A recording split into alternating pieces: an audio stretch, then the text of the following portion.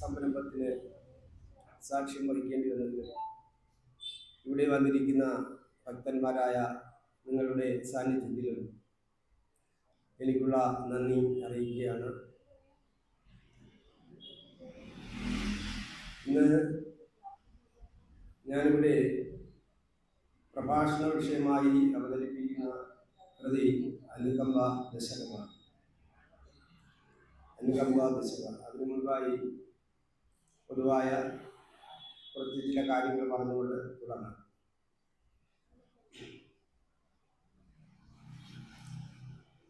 നാം ഏതൊരു ശുഭകാര്യം ചെയ്യുന്നതിനും മുൻപായി ഓം എന്ന മന്ത്രം ഉച്ചരിക്കാറുണ്ട്.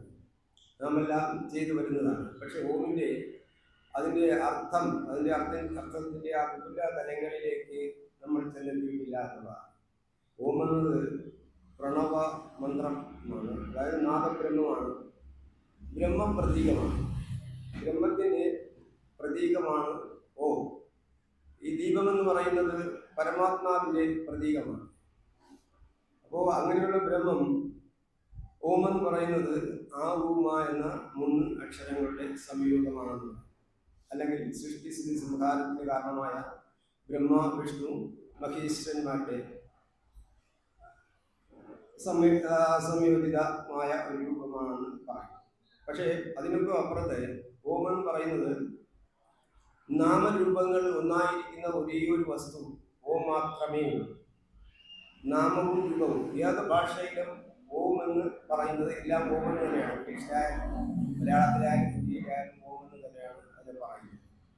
അപ്പം അങ്ങനെ സർവ സമാശ്ലിഷ്ടമായ സർവം സ്വീകാര്യമായ ഭാഷയോ ഭാഷാന്തരീകരണമോ ആവശ്യമില്ലാത്ത ഒന്നാണ് ഓം. ആ ഓമിനെ കുറിച്ച് ശ്രീനാരായണ ഗുരുദേവൻ തൻ്റെ പദ്യശകലങ്ങളിൽ പലയിടത്തും പ്രതിപാദിച്ചിട്ടുണ്ട്. അത് ദേവാലപദ്യങ്ങളിൽ തന്നെ പറയുന്നത് ഊമാദിയിൽ നിൽക്കും പൊരുൾ നീതാൻ ഉലകെങ്ങും താമാകി വളർന്നോക്കിയ ചാമാനിയ ദേവി എന്ന് 2 വരിയിൽ ഓം എന്ന മന്ത്രം ഓമാദിയിൽ നിൽക്കും പൊരുൾ, ഈ ഓമാദിയിൽ നിൽക്കുന്നത് ബ്രഹ്മമാണ്. ആ പൊരുൾ നീതാൻ ഉലകെങ്ങും താമാകി വളർന്നു നോക്കിയ, അതായത് ബ്രഹ്മം താനെ, ബ്രഹ്മം മാത്രമല്ലേ ഉണ്ടായിരുന്നുള്ളൂ. ഇപ്പോൾ ബ്രഹ്മം മാത്രമാണ് സത്യമായിട്ടുള്ളത്. ആ ബ്രഹ്മം താൻ മാത്രമായി വളർന്നാണ് ഈ ഇത്രയും വലിയ പ്രപഞ്ചം ഉണ്ടായത് എന്നാണ് അതിൻ്റെ സാരം. അപ്പോൾ അത് കഴിഞ്ഞിട്ട് നമ്മുടെ ആത്മോപദേശത്തിൽ വരുമ്പോൾ തന്നെ അതിൻ്റെ ഒടുവിലത്തെ പദ്യത്തിൽ, അവസാനത്തെ പദ്യത്തിൽ അതുമിതുമല്ല സതർത്ഥമല്ലഹം സച്ചിത്തമൃതമെന്നു തെളിഞ്ഞു ധീരനായി സതോമിതി മൃദുവായി അമർന്നിടേണം. അതുമല്ല ഇതുമല്ല, ശരീരവുമല്ല മനസ്സുമല്ല, അസതർത്ഥമല്ല ഈ പ്രപഞ്ച ദൃശ്യങ്ങളൊന്നുമല്ല, അസതർത്ഥമല്ല അഹം ഞാൻ അതൊന്നുമല്ല, അസതർത്ഥമല്ലഹം സച്ചിത്തമൃതമെന്നു തെളിഞ്ഞു ധീരനായി. സച്ചിത്തമൃതം, സത്താണ്, ചിത്താണ്, ആനന്ദമാണെന്ന് അറിയുമ്പോഴുണ്ടാകുന്ന ആ ധീരത പിന്നെ പറയേണ്ട ആവശ്യമില്ല. എല്ലാത്തിനും കാരണമായ ശക്തിയെ അറിഞ്ഞു കഴിയുമ്പോഴുണ്ടാകുന്ന ആ ഒരു മനോതലം പ്രത്യേകിച്ച് പറയേണ്ട ആവശ്യമില്ല. സച്ചിത്തമൃതമെന്നു തെളിഞ്ഞു ധീരനായി സതോമിതി മൃദുവായി അമർന്നിടേണം. അപ്പൊ സത്താകുന്ന ഓമെ ഉപാസിച്ചുകൊണ്ട് അതിൽ മനസ്സ് കൊടുത്ത് അതിനെ ഉപാസിച്ച് അതിൽ അമർന്ന് അതായി തീരണം എന്നുള്ളതാണ് അവിടെയും പറയുന്നത്. അപ്പോ ഈ ഓം നാം പറയുന്നത് ഖണ്ഡത്തിൽ നിന്ന് തുടങ്ങി ഓഷ്ടത്തിലാണ് അവസാനിക്കേണ്ടത്. നമുക്ക് ചുണ്ടുകൊണ്ട് മാത്രം പറയുന്ന ഒരു മന്ത്രമല്ല അത്. ഇങ്ങനെ നമ്മൾ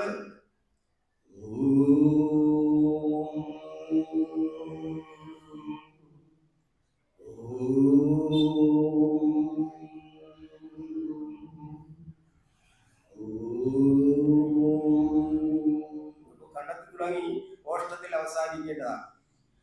പിന്നെ ഈ ഓങ്കാരത്തിൽ തന്നെ ഗുരു ആത്മോപദേശത്തിൽ 51-ാമത്തെ പദ്യമാണ്. ധ്വനിമയമാജ്ഞലിക്കും അന്നാൾ അണയുമതിങ്കലശേഷദൃശ്യജാലം പുനരവിടെ ത്രിപുടിക്കു മൂർത്തി നൽകും സ്വനകുമടങ്ങും ഇടം സ്വയം പ്രകാശം. ധ്വനിമയമാഗ്രഹനം ജ്വലിക്കും. ധ്വനിയോടുകൂടി, ഓങ്കാരധ്വനിയോടുകൂടി ആകാശം ശബ്ദമുഖരിതമായി പ്രകാശമാനമാകും. ധ്വനിമയമായി ഗഗനം ജ്വലിക്കും അന്നാൾ.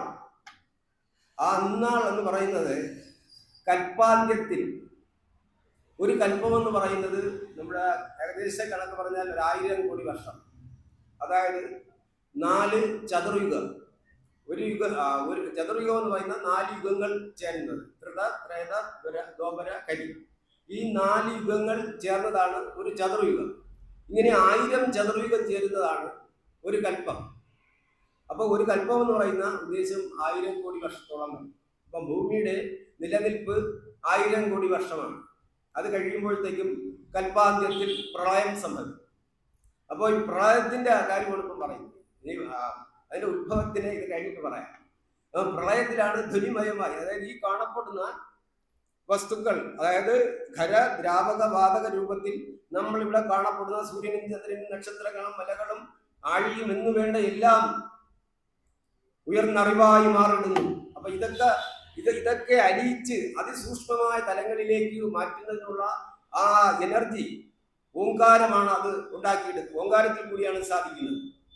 അപ്പോൾ പ്രാണശക്തി സ്പന്ദിക്കുമ്പോൾ അത് ഈ ഓങ്കാര ശബ്ദത്തോടു കൂടിയാണ് ഈ ആകാശത്തിൽ അത് വിന്യസിക്കുന്നത്. അപ്പൊ അതാണ് പറഞ്ഞത് ധ്വനിമയമായി ഗഗനം ജ്വലിക്കും. അത് നമുക്ക് സങ്കല്പിക്കാൻ പോലും കഴിയില്ല. കാര്യം വെച്ചാൽ ഇത്രയും ഈ വലിയ അണ്ടകടാഹത്തെ, ഇപ്പോ ഒരു സൂര്യനും അതിനെ ചുറ്റിപ്പറ്റി നിൽക്കുന്ന ഗ്രഹങ്ങളും അതിനെപ്പറ്റിയാണ് ഒരു സൗരയുഗം എന്ന് പറയുന്നത്. അങ്ങനെയുള്ള ആയിരക്കണക്കിന് സൗരയുഗങ്ങൾ ചേരുന്നതാണ് ഒരു അണ്ടകടാഹം എന്ന് പറയുന്നത്. ഈ അണ്ടകടാഹത്തെ ഇതിനെ ആകപ്പാടെ അടിച്ചുടച്ചു വാർത്ത് അതിനെ ധൂളിയാക്കി എടുക്കുന്ന ഒരു ധ്വനി, ഓംകാര ശക്തി എന്ന് പറയുന്നത് അത് നമുക്ക് സങ്കല്പിക്കാൻ പോലും കഴിയില്ല. ഇപ്പൊ നമ്മുടെ ശാസ്ത്രവും പറയുന്നത് ഒരു വലിയ ശബ്ദത്തോടു കൂടിയാണ് ഈ പ്രപഞ്ചം ഉണ്ടായതെന്നുള്ളതാണ്. ശാസ്ത്രം അതിന്റെ ഗവേഷണങ്ങൾ നടത്തിക്കൊണ്ടിരിക്കുകയാണ്. അത് നമ്മുടെ സ്വിറ്റ്സർലൻഡിന്റെ അതിർത്തിയിലാണ് ഒരു ഇതുവരെ കണ്ടിട്ടുള്ളതിൽ വെച്ച് ഏറ്റവും വലിയ മിഷൻ, ബിഗ് ബാങ് മിഷൻ, കൂട്ടിയിടിക്കുവാനുള്ള ഒരു മിഷൻ.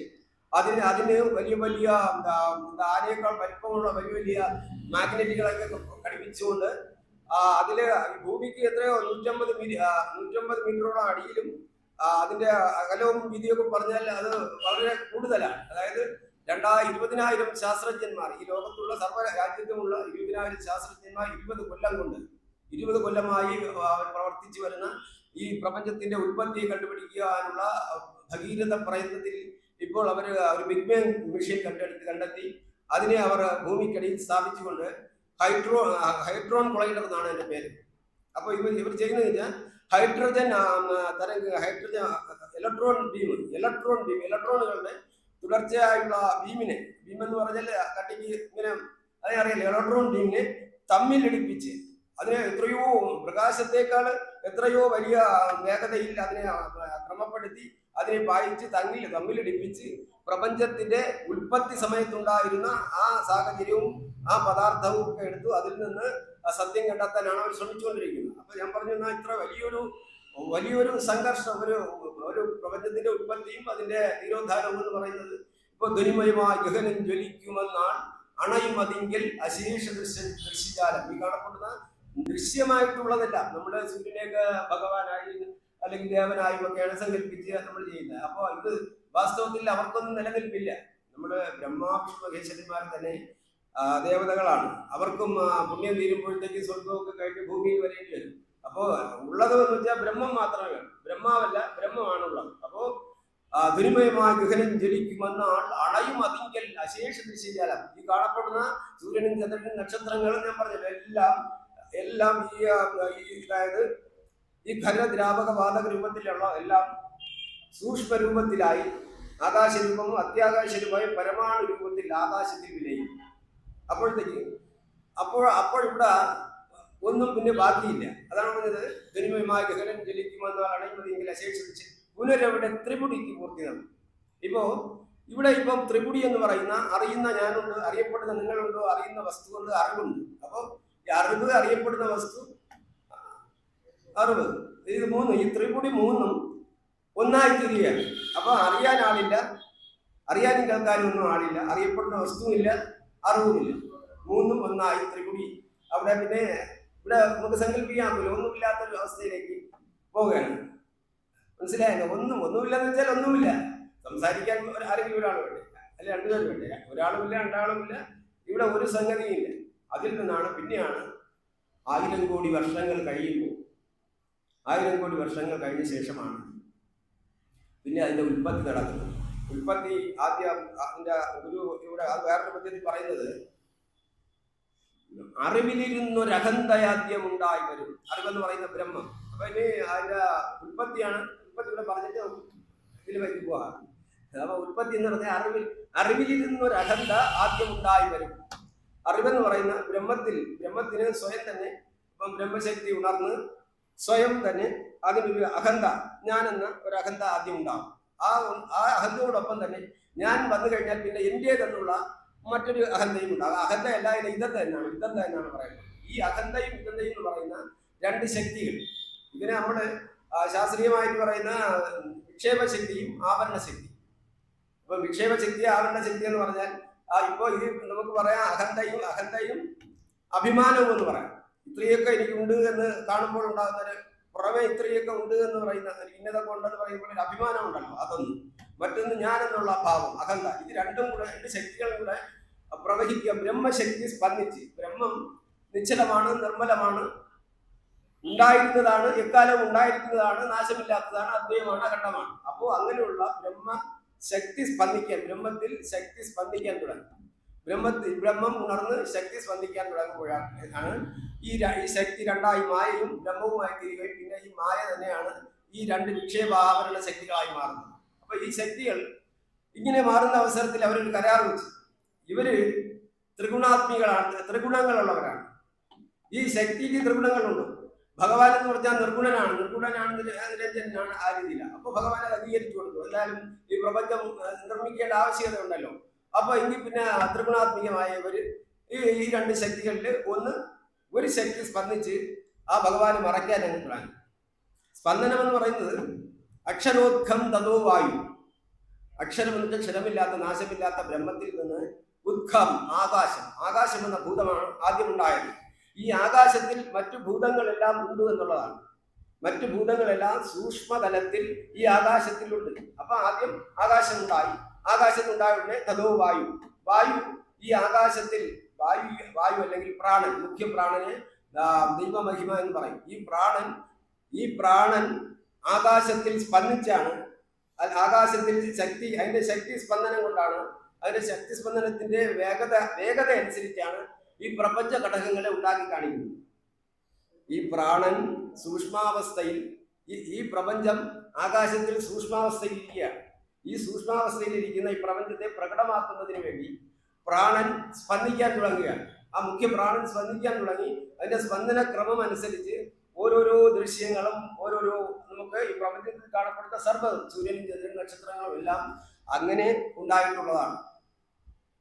അപ്പോ അങ്ങനെ രണ്ട് ശക്തികൾ സ്പന്ദിച്ച്, ഒരു ശക്തി സ്പന്ദിച്ച് ആ ഭഗവാനെ മറയ്ക്കുന്നു. ആ ആവരണ ശക്തി എന്ന് പറയുന്നു. ആവരണ ശക്തി മറ്റേ ശക്തിയാണെന്ന് വിക്ഷേപശക്തിയിൽ നിന്നാണ് ആകാശവും തുടർന്നുള്ള ഭൂതങ്ങളും മറ്റീ കാണപ്പെടുന്നതെല്ലാം ആ വിക്ഷേപി. അപ്പൊ ഇങ്ങനെ ഈ പ്രപഞ്ചം ഇങ്ങനെ ഉണ്ടാകുന്നതിന് വേണ്ടി ശക്തി സ്പന്ദിക്കുന്ന സമയം ഈ ശക്തികൾ ഇങ്ങനെ സ്പന്ദിക്കുന്ന ഇതിന്റെ ആവരണത്തിന്റെ കട്ടി കൂടിക്കൊണ്ടിരിക്കും. ആദ്യമായി ഉണ്ടാകുന്നത് സത്വഗുണപ്രധാനങ്ങളായ വസ്തുക്കളാണ്. അതായത് മൂന്നതാണ്. അതായത് ത്രിഗുണഭേദം കൊണ്ട് ആകാശാദി ഭൂതങ്ങളും നേത്രാദി ഇന്ദ്രിയങ്ങളും ശബ്ദാദി മാത്രകളും. ഇവിടെ ത്രിഗുണഭേദം കൊണ്ട് ആദ്യം ഉണ്ടായത് എന്താണ്? സത്വഗുണപ്രധാനങ്ങളായ സൂക്ഷ്മമായിട്ടുള്ള ഇന്ദ്രിയങ്ങൾ തുടങ്ങിയവയാണ്. അപ്പൊ അങ്ങനെ ഈ ശക്തിയുടെ സ്പന്ദനക്രമം അനുസരിച്ച് ഇതിന്റെ ക്രമം, ഇതിന്റെ വേഗത കൂടുന്തോറും ഭഗവാന് മറയ്ക്കുന്ന ആഭരണത്തിന്റെ കട്ടിയും കൂടും.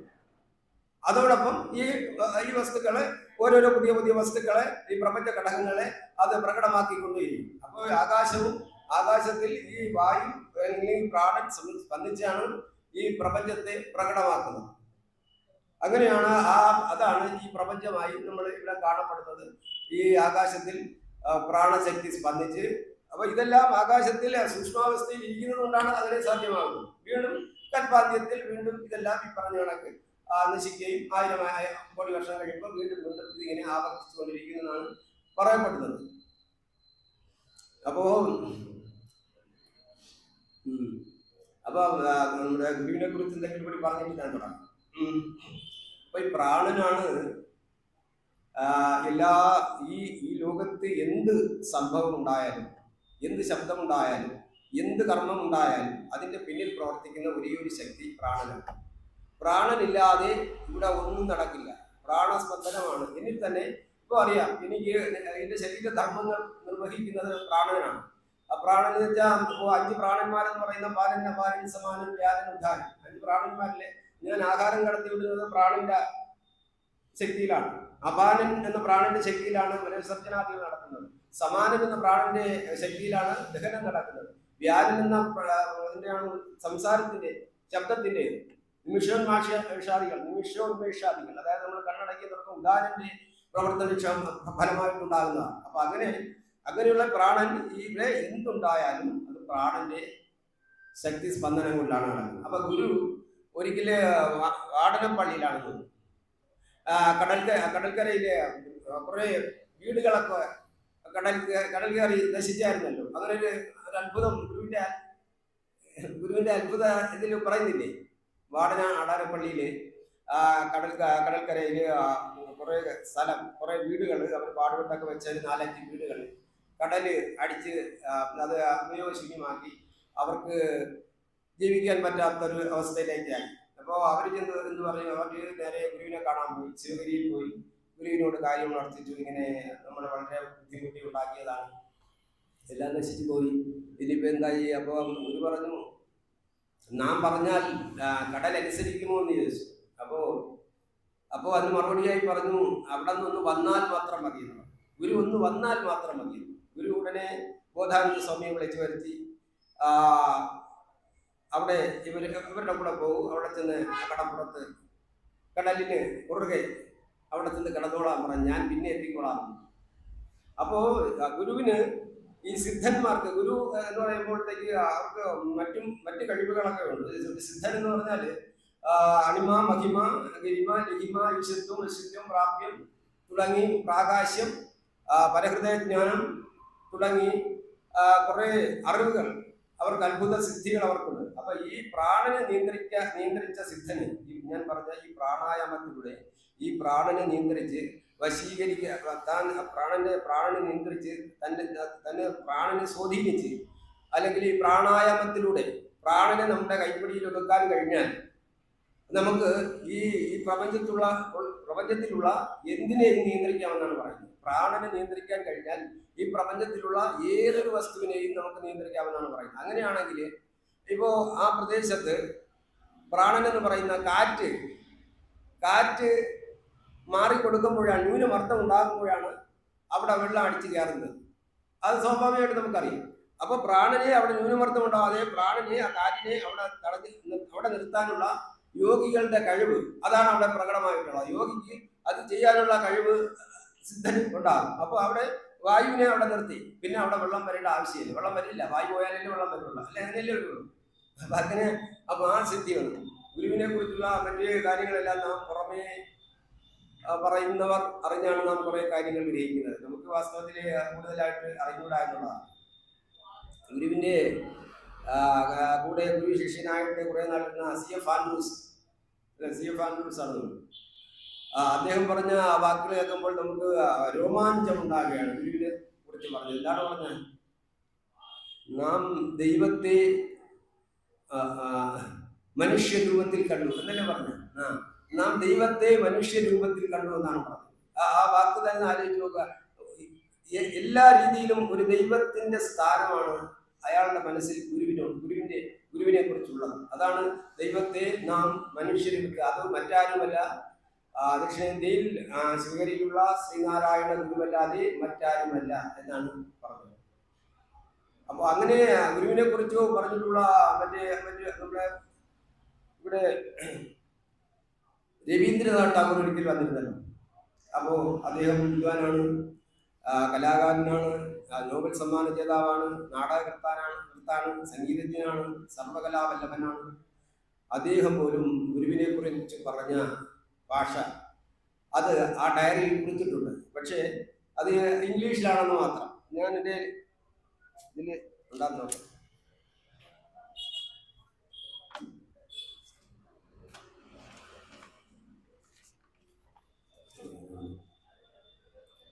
അദ്ദേഹം പറഞ്ഞത്, I have been touring different parts of the world. ഞാൻ ലോകത്തിൻ്റെ വ്യത്യസ്തമായ പല ഭാഗങ്ങളും സഞ്ചരിച്ചു വരികയാണ്. ഡ്യൂറിങ് ദീസ് ട്രാവൽസ്, ഈ സഞ്ചാരവേളയിൽ I had a good fortune, എനിക്ക് ഒരു ഭാഗ്യമുണ്ടായി. ആ ഭാഗ്യം എന്താണ്? To come in to contact with several saints and maharshis. അനേകം മഹർഷിമാരെയും സിദ്ധന്മാരെയും സന്യാസിമാരെയുമൊക്കെ കാണാനുള്ള അവസരമുണ്ടായി. But I have frankly to admit, ഞാൻ തുറന്ന് ഒരു കാര്യം സമ്മതിക്കുന്നു, I have never come across only spiritually greater than Swami Srinarayana Guru of Kerala. കേരളത്തിലെ ശ്രീനാരായണ ഗുരുവിനെ പോലെ ആത്മീയ ഔന്നത്യം കൈവരിച്ച മറ്റാരെയും ഞാൻ ഇതുവരെയും കണ്ടിട്ടില്ല. A person who is a par with him, അദ്ദേഹത്തിന് സമമായി അദ്ദേഹം മാത്രമാണ് ഇൻ സ്പിരിച്വൽ അറ്റൈൻമെന്റ്, ആധ്യാത്മികതയിൽ. I am sure that ഞാൻ ഉറപ്പിച്ചു പറഞ്ഞു, I shall never forget the radiant face illuminated by the self-effulgent light of divine glory and those days. I shall never forget, എനിക്ക് ഒരിക്കലും മറക്കാനാവില്ല, that radiant face, ആ ദീപ്തമായ ആ മുഖം. അതെങ്ങനെയാണ്? illuminated by the self-effulgent light of, സ്വയം പ്രകാശിതമായ പ്രകാശത്തിന്റെ പ്രഭാവത്താൽ ദിവ്യത്വമാർന്ന ആ മുഖം, ആ മുഖതേജസ്സും and those യോജിക്കുകയും ആ യോഗ നയനങ്ങളും ഫിക്സിംഗ് ദിയർ ഗേസ്, അതിന്റെ നോട്ടം എവിടെയാണ്? അനന്തതയുടെ വിദൂര ചക്രവാളത്തിലേക്ക് നീട്ടിയിരിക്കുന്ന fixing their gaze on a far remote point distant horizon എന്നാണ് എഴുതിയിരിക്കുന്നത്. അപ്പോൾ ഇത്രയും ഒരു മറ്റു സ്ഥലത്തുള്ള ഒരാൾ ഇത്രയുമൊക്കെ പറയുമ്പോൾ നമുക്ക് ഇത്രയൊക്കെ അറിവുള്ളായിരുന്നു എന്നുള്ളതാണ് ആ സ്ഥലം. എന്തായാലും ഇനി അനുകമ്പ ദശകത്തിലേക്ക് പോകാം.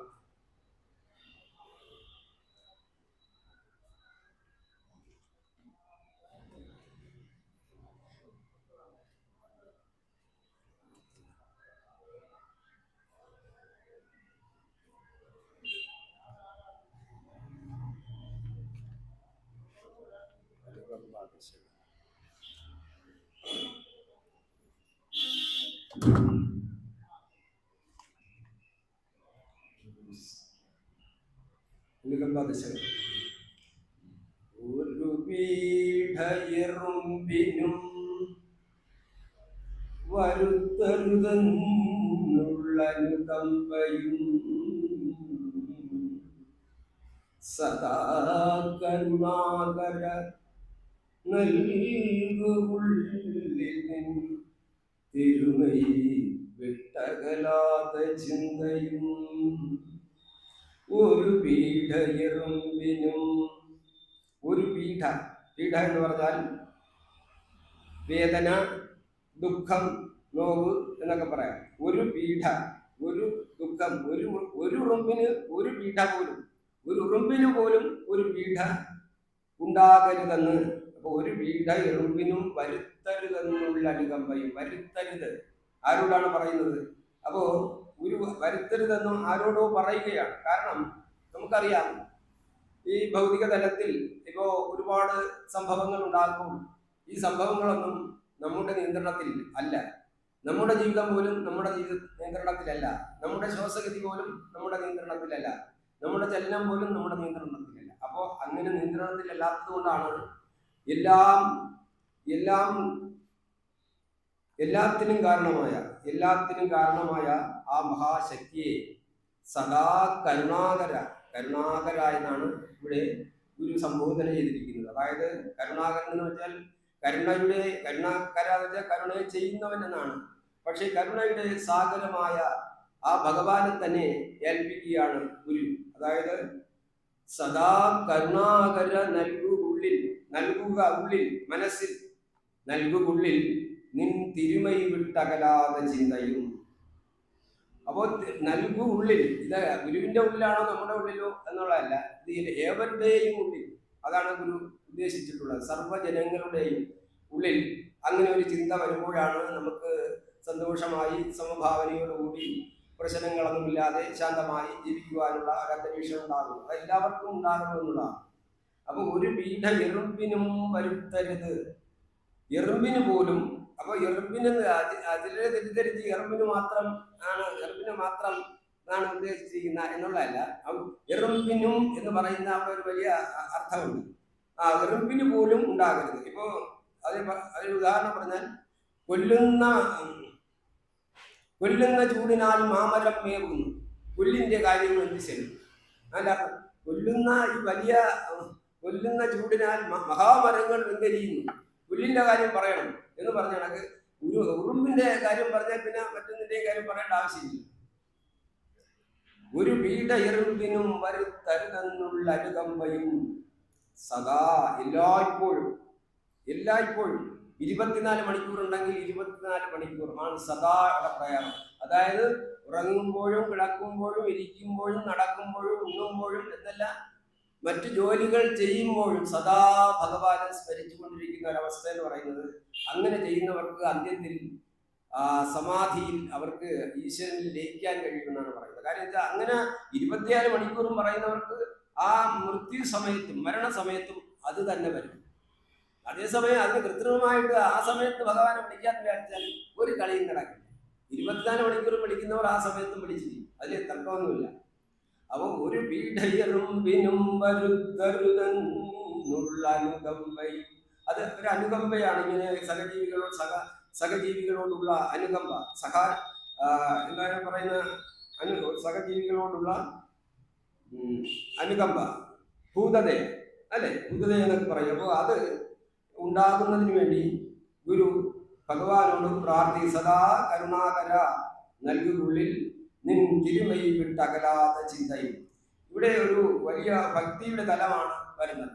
ഭക്തി എന്ന് പറയുന്ന യഥാർത്ഥത്തിൽ ഭക്തിയുടെ നിർവചനം നമ്മൾ ആരും മനസ്സിലാക്കുന്നില്ല എന്നുള്ളതാണ്. നമ്മൾ പോയി ക്ഷേത്രങ്ങളിൽ പോയി പൈസ കൊടുത്ത് റെസിപ്റ്റ് വാങ്ങിച്ച് അർച്ചനയ്ക്ക് കൊടുക്കുമ്പോഴത്തേക്ക് ഈശ്വരൻ പ്രസാദിക്കുമെന്നും പറഞ്ഞ് നമ്മളെല്ലാവരും ചെയ്യുന്നുണ്ട്. വാസ്തവത്തിൽ അവിടെ ഭക്തിയുടെ തലമില്ല, അത് സ്വാർത്ഥതയുടെ തലമാണ്. കാര്യം വെച്ചാൽ എല്ലാവരും ഈശ്വരൻ ഒരുപോലെയാണ്. ഈ ലോകത്തുള്ള സർവ്വജനങ്ങളും ഈ ഓരോരോ ചിലപ്പോഴൊക്കെ നമ്മൾ പറയാറുണ്ട്, ഈശ്വരനെങ്കിലും അത് ചെയ്തല്ലോ, ഈശ്വരനെങ്കിലും ഇത് ചെയ്തല്ലോ. ഈശ്വരൻ ഓരോരുത്തരുടെ അടുത്ത് പോയി ആരെയും ഒന്നും ചെയ്യുന്നില്ല. നമ്മുടെ കർമ്മങ്ങളുടെ ഫലം നമ്മൾ അനുഭവിക്കുന്നു എന്നുള്ള ആ തലത്തിലാണ് ഈ പ്രപഞ്ചം സംവിധാനം ചെയ്തിരിക്കുന്നത്. നമ്മൾ എന്ത് ചെയ്യുന്നു, what ever you so you reap. നിങ്ങൾ അത് എന്തോ വിതയ്ക്കുന്നത് അതാണ് നിങ്ങൾ കൊയ്യുന്നത്. അപ്പോൾ അങ്ങനെ ആകുമ്പോഴത്തേക്ക് അതിന് കാരണക്കാർ നമ്മൾ തന്നെയാണ്. അത് 1% മറ്റാരെയും പറയേണ്ട കാര്യമില്ല. അപ്പോൾ അങ്ങനെയുള്ള ദൈവത്തിന്റെ അടുക്കൽ ചെന്ന് ഇപ്പോ അർച്ചനയ്ക്ക് കൊടുത്തിട്ടോ അല്ലെങ്കിൽ ആവശ്യപ്പെട്ടിട്ടോ ഞാനൊരു കാര്യം ദൈവത്തോട് ആവശ്യപ്പെടുകയാണ്. പെട്ടെന്ന് അങ്ങനെ ദൈവം ഒരാൾ ഒരു സാധനം ഒരു കാര്യം അല്ലെങ്കിൽ ആവശ്യപ്പെട്ടാൽ പെട്ടെന്ന് കൊടുക്കുമെന്ന് നിങ്ങൾ കരുതുന്നുണ്ടോ? ഇപ്പൊ സാധാരണ ഒരു മനുഷ്യനായാലും ഒരു രാഷ്ട്രീയക്കാരായിരുന്നാലും അവരുടെ നിന്ന് എന്തെങ്കിലും ആനുകൂല്യങ്ങൾ ചോദിക്കുമ്പോൾ അവര് എവിടെയാണ് എങ്ങനെയാണ് ഏത് പാർട്ടിയാണ് എന്നൊക്കെ. അപ്പോൾ ഭഗവാന്റെ അടുക്ക ചെല്ലുമ്പോൾ നമ്മൾ തന്നെ ആലോചിക്കണം, നമ്മൾക്ക് അതിന് അർഹതയുണ്ടോ? അവിടെയാണ് പ്രശ്നം. നമുക്ക് ഭഗവാനിൽ നിന്ന് ഇത് ചോദിക്കുവാനുള്ള അർഹതയുണ്ടോ? ഭഗവാനെ സദാ സ്മരിക്കുന്ന ആളാണോ? ഭഗവത് നിയമങ്ങൾ പാലിക്കുന്ന ആളാണോ? ഭഗവാൻ പറയുന്ന വഴികളിൽ കൂടി നടക്കുന്നതാണ്. അധർമ്മിഷ്ഠരിൽ ഏറ്റവും പ്രതികൂലം എന്നാണ് ഇവർ പറഞ്ഞിട്ടുള്ളത്. ആ അധർമ്മങ്ങൾ ചെയ്താൽ പോയി ചോദിച്ചാൽ തരുമോ? ഇല്ലല്ലോ. അപ്പം ധർമ്മത്തിൽ ഊന്നി നിൽക്കുമ്പോഴാണ് അതിൽ നിന്നുകൊണ്ട് നമുക്ക് എന്തുണ്ടാകണം? ഭക്തി ഉണ്ടാകണം. ഭക്തിയുടെ തലം എന്ന് പറയുന്നത് അതിനെ വ്യക്തമായി പറഞ്ഞാൽ പ്രതിഫലമൊന്നും ഇല്ല, ആഗ്രഹിക്കരുത്. പ്രതിഫലമൊന്നും ആഗ്രഹിക്കരുത്. പിന്നെ എന്തിനാണ് ഭഗവാനെ ധ്യാനിക്കുന്നതെന്ന് ചോദിച്ചാൽ, ഭഗവാൻ ഗുരു പറഞ്ഞല്ലോ, അന്നവസ്രാദം മുട്ടാതെ തന്നു രക്ഷിച്ചു ഞങ്ങളെ. അത് ആലോചിക്കാൻ പറ്റുള്ളൂ. അപ്പൊ അതിനുവേണ്ടി ഭഗവാനെ നമുക്ക് ഭജിക്കാൻ, സ്മരിക്കാൻ. അതിനും അപ്പുറത്ത് എന്തിനാണെന്ന് ചോദിച്ചാൽ, നമ്മെ ഇത്രയൊക്കെ ഈ രീതിയിലൊക്കെ നോക്കുന്ന ഭഗവാനെ കുറിച്ച് നമുക്കറിയില്ലേ? ഭഗവാനെ കുറിച്ച് നമുക്കറിയണമല്ലോ. നമുക്ക് നമ്മളെ കുറിച്ച് അറിയില്ല, ഈ പ്രപഞ്ചത്തെ കുറിച്ച് അറിയില്ല. ഭഗവാനെ കുറിച്ച് അറിയണമെങ്കിൽ എന്ത് ചെയ്യണം? ഭഗവാനെ വിശ്വസിച്ച് ഭഗവാനുമായിട്ട് കൂടുതൽ അടുത്താലേ ഭഗവാനെ കുറിച്ച് അറിയാൻ പറ്റുള്ളൂ. അപ്പോൾ നാം ഭഗവാനോട് ഭക്തിയുള്ളവരായിരിക്കും. ഒരു ചുരുക്കത്തിൽ ഒരമ്മ മകനോട് കാണിക്കുന്ന സ്നേഹം, അതാണ് ഈ ഭൗതികതയിൽ നമുക്ക് ഏറ്റവും ഉദാത്തമായ മാതൃസ്നേഹം. അതിനും അപ്പുറത്തുള്ളൊരു ഭക്തി ഉണ്ടാകണം. അമ്മ മകനെ അവന്റെ പുറകെ നടന്ന് എല്ലാ കാര്യങ്ങളും ശ്രദ്ധിച്ച് അവന് ജോലിയും വാങ്ങിച്ചു കൊടുത്ത് അവന്റെ സംരക്ഷണം ഉറപ്പാക്കുവാൻ ഉദ്ദേശിക്കുന്ന അമ്മ അതിലൂടെയെങ്കിലും പരോക്ഷമായെങ്കിലും ഒരു സുഖം കാക്ഷിക്കുന്നു എന്നുള്ളതാണ്. പക്ഷേ അതും കാക്ഷിക്കാതെ, സ്നേഹത്തിന് പകരമായി സ്നേഹം പോലും കാക്ഷിക്കാതെ അങ്ങനെയുള്ള ഭക്തി ഭഗവാനിൽ ഉണ്ടായാൽ ഭഗവാൻ ഏത് ചോദിച്ചാലും തരുമെങ്കിൽ നമുക്ക് ചോദിക്കാം, എന്താണ്? ഒരു വീട എറുമ്പിനും വരുത്തരുതെന്നുള്ള അനുകമ്പയും സദാ കരുണാകര നൽകി ഉള്ളിൽ നിന്നും തിരുവൈ വിട്ടകരാതെ ചിന്തയും. അപ്പം ഭഗവാനെ നാം സ്മരിക്കുമ്പോൾ ഭജിക്കുമ്പോൾ നമുക്കത് കിട്ടി അർഹതയുണ്ടെങ്കിൽ നമുക്ക് കിട്ടും. അത്രയേ ഉള്ളൂ. അപ്പൊ അടുത്ത പദ്യം എന്ന് പറയുന്നത്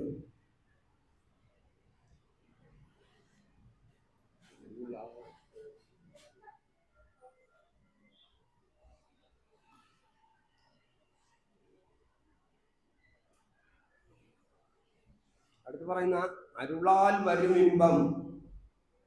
ഇമ്പം എന്ന് വെച്ചാൽ സുഖം അല്ലെങ്കിൽ സന്തോഷം. അരുളാൽ വരും ഇമ്പം അൻപകന്നൊരു നെഞ്ചാൽ വരുമല്ലൊക്കെയും. അപ്പോൾ ജ്ഞാനം കൊണ്ട് സുഖമുണ്ടാകും. ജ്ഞാനം കൊണ്ട് സുഖമുണ്ടാകുമെങ്കിൽ അജ്ഞാനം കൊണ്ട് ദുഃഖമുണ്ടാകുമെന്നർത്ഥം. അരുളാൽ വരും ഇമ്പം അൻപകന്നൊരു നെഞ്ചാൽ. അൻപെന്ന് വെച്ചാൽ സ്നേഹം. സ്നേഹമില്ലാത്ത ഹൃദയങ്ങൾക്ക് അല്ലലുകൾ തുടർച്ചയായി വന്നുകൊണ്ടിരിക്കുന്നതാണ്. അപ്പോൾ സ്നേഹമില്ലാത്ത ഹൃദയങ്ങൾ, സ്നേഹമില്ല എന്ന് പറഞ്ഞാൽ അവരോട് സ്നേഹമില്ല എന്നുള്ളതല്ല, മറ്റുള്ളവരോട് അപരന് വേണ്ടി അഹർനിശം പ്രയത്നം കൃപണത വിട്ട് കൃപാലു ചെയ്തിരുന്നു. അപ്പൊ ഇയാൾ കൃപാലുവല്ല. കൃപാലുവാണെങ്കിൽ അപരന് വേണ്ടി അഹർനിശം പ്രയത്നം കൃപണത വിട്ട് ഒരു ലുപ്തവുമില്ലാതെ മറ്റുള്ളവർക്ക് വേണ്ടി സദാ മറ്റുള്ളവരെ സഹായിച്ചു കൊണ്ടിരിക്കുന്ന ഒരാളിനാണ് കൃപാലു എന്ന് പറയുന്നത്. മറിച്ച് കൃപണൻ എങ്ങനെയാണ്? അപരന്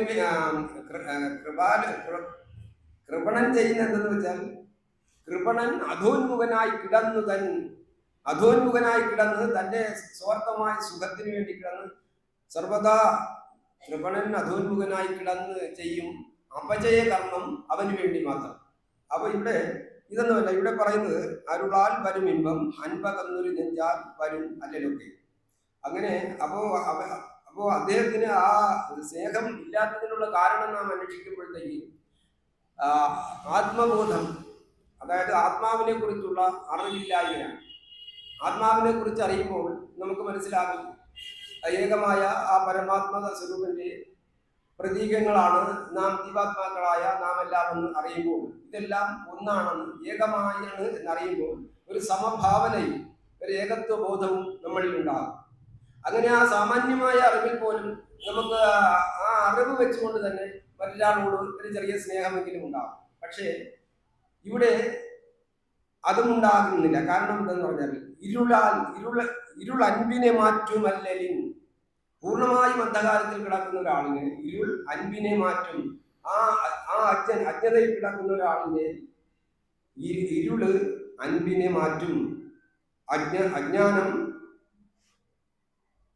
ഇരുൾ അൻപിനെ മാറ്റും, സ്നേഹത്തെ ഇല്ലാതാക്കും. അജ്ഞാനികൾക്ക് സ്നേഹമില്ല എന്നുള്ളതല്ല, അതും സ്നേഹമുള്ളവരെയും ഇല്ലാതാക്കും. ഇരുൾ അൻപിനെ മാറ്റും, അല്ലലിൻ കരുവാവിതേതിനും.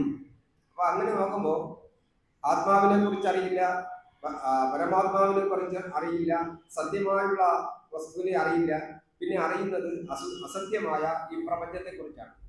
അപ്പൊ ഈ അസത്യമായ പ്രപഞ്ച വസ്തുക്കളിൽ ആർത്തി വന്ന് അത് സ്വന്തമാക്കുവാനും അതിലൂടെ സുഖം കണ്ടെത്തുവാനും ശ്രമിക്കുമെന്നുള്ളതാണ്. അപ്പം കൂടുതൽ സ്വാർത്ഥത വരുമ്പോഴാണ് സംഭവിക്കുന്നത്. നാം കൂടുതൽ സ്വാർത്ഥത വരുമ്പോൾ മറ്റാർക്കും കിട്ടരുതെന്നുള്ള രീതിയിലും മറ്റാർക്കും കൊടുക്കാതെയും അത് സ്വന്തമായി അനുഭവിക്കുന്നതിന് വേണ്ടി ഈ പ്രപഞ്ച വസ്തുക്കളെ സ്വന്തമാക്കാൻ ശ്രമിക്കും.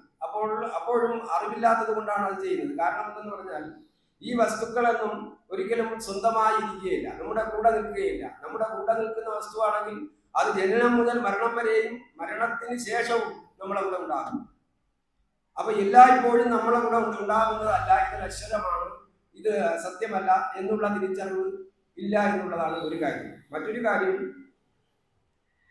ഈ വസ്തുക്കളെ ഒരുപക്ഷെ തന്നെ നമുക്ക് സുഖം നൽകിയാലും, ഇപ്പോൾ ഭാര്യ ഭർത്താവിന് സുഖം നൽകുന്നു എന്നിരിക്കട്ടെ, അത് കുറച്ച് നാൾ കഴിയുമ്പോഴത്തേക്ക് അവർ അസുഖത്തിൽ വീണുപോയി. അവര് വർഷങ്ങളോളം അന്വേഷിക്കുമ്പോൾ അത് അന്വേഷിച്ച് അവർ ബുദ്ധിമുട്ടുമ്പോഴത്തേക്ക് ഇത് എങ്ങനെയെങ്കിലും ഒന്ന് ഒഴിവാക്കിയാൽ മതി എന്നുള്ള അവസ്ഥ വരും. അപ്പോൾ ഇന്നലെ വരെ സുഖം തന്നിരുന്ന വസ്തു നാളെ ദുഃഖവും തരും എന്നുള്ള ഒന്ന്. മറ്റൊന്നുള്ളത്, അപ്പോൾ അങ്ങനെ ചിന്തിക്കുന്ന അജ്ഞാനികൾക്കാണ് ഈ പറഞ്ഞ മറ്റുള്ളവർക്ക് സ്നേഹം നൽകാൻ കഴിയാത്തത്. ഇത് തന്നെയാണ് കരുവാകും കരുവാമിതേതിനും ഇരുളൻപിനെ മാറ്റും അല്ലലിൻ കരുവാകും കരുവാമിതേതിനും. അപ്പൊ ഈ അസത്യം എന്ന് പറയുന്നത്, ഈ അജ്ഞാനം എന്ന് പറയുന്നതാണ് അറിവില്ലായ്മയുടെ അല്ലലിന്റെ കരുവാണ്. ദുഃഖം പ്രദാനം ചെയ്യുന്നത് ഈ അജ്ഞാനമാണ്. ഈ അജ്ഞാനം തന്നെയാണ് ഈ ലോകത്തിലുണ്ടാകുന്ന സർവ ദുഃഖങ്ങൾക്കും കാരണം ഈ അജ്ഞാനം തന്നെയാണെന്നാണ് ഇവർ പറഞ്ഞിരിക്കുന്നത്. ഇരുളൻപിനെ മാറ്റും അല്ലലിൻ കരുവാകും കരുവാം ഇതേതിനും. സർവ ദുഃഖങ്ങൾക്കും കാരണം ഇത് തന്നെയാണ്. അടുത്ത പദ്യം, അരുളൻ പനുകമ്പമുന്നിനും പൊരുളൊന്നാണിതു ജീവതാരകം. അരുളുള്ളവനാണ് ജീവിയൻ ഉരുവിട്ടീടുക ഈനവാക്ഷരി. അരുള്, അൻപ്, അനുകമ്പ. ഇവിടെ അരുളെന്ന് പറയുന്നത് ജീവകാരുണ്യത്തെയാണ്.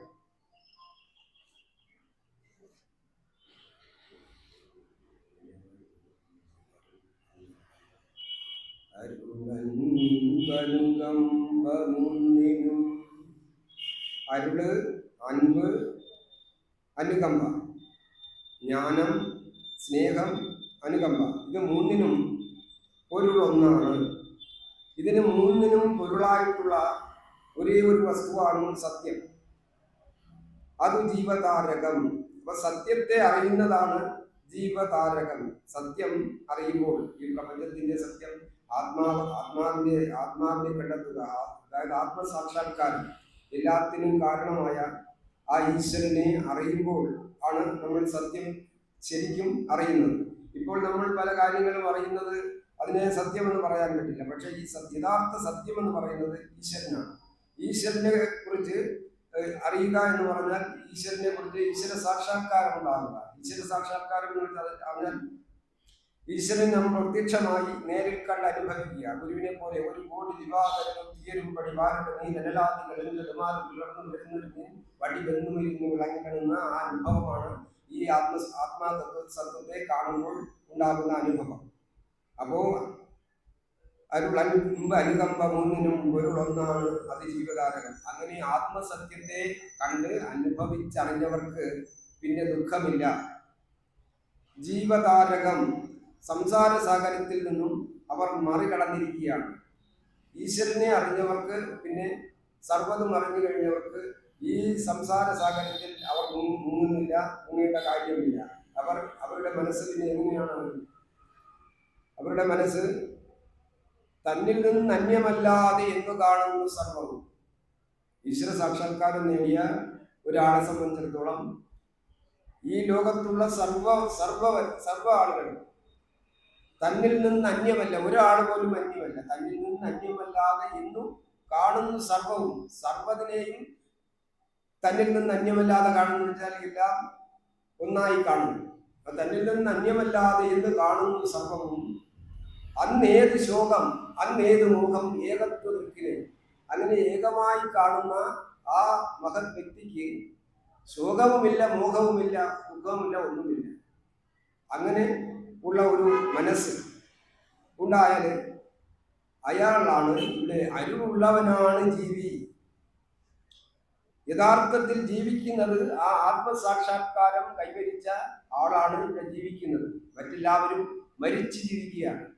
ദിനം പ്രതി ഓരോ ഭയം കൊണ്ടും അജ്ഞാനം കൊണ്ടും അവർ ദിനം പ്രതി അല്ലെങ്കിൽ കൂടെ മരിക്കുന്നതിന് തുല്യമായ അവസ്ഥയിൽ വന്നിട്ട് വീണ്ടും ജീവിക്കുകയാണ്. അവർ മരിച്ചു ജീവിക്കുമ്പോൾ ഈ ആത്മസാക്ഷാത്കാരം നേടിയ വ്യക്തി, ആ മഹാത്മാവ് എങ്ങനെ ജീവിക്കുകയാണ്? അയാൾ ജീവിക്കുന്നത് ലോകത്തിന് വേണ്ടിയാണ് ജീവിക്കുന്നത്.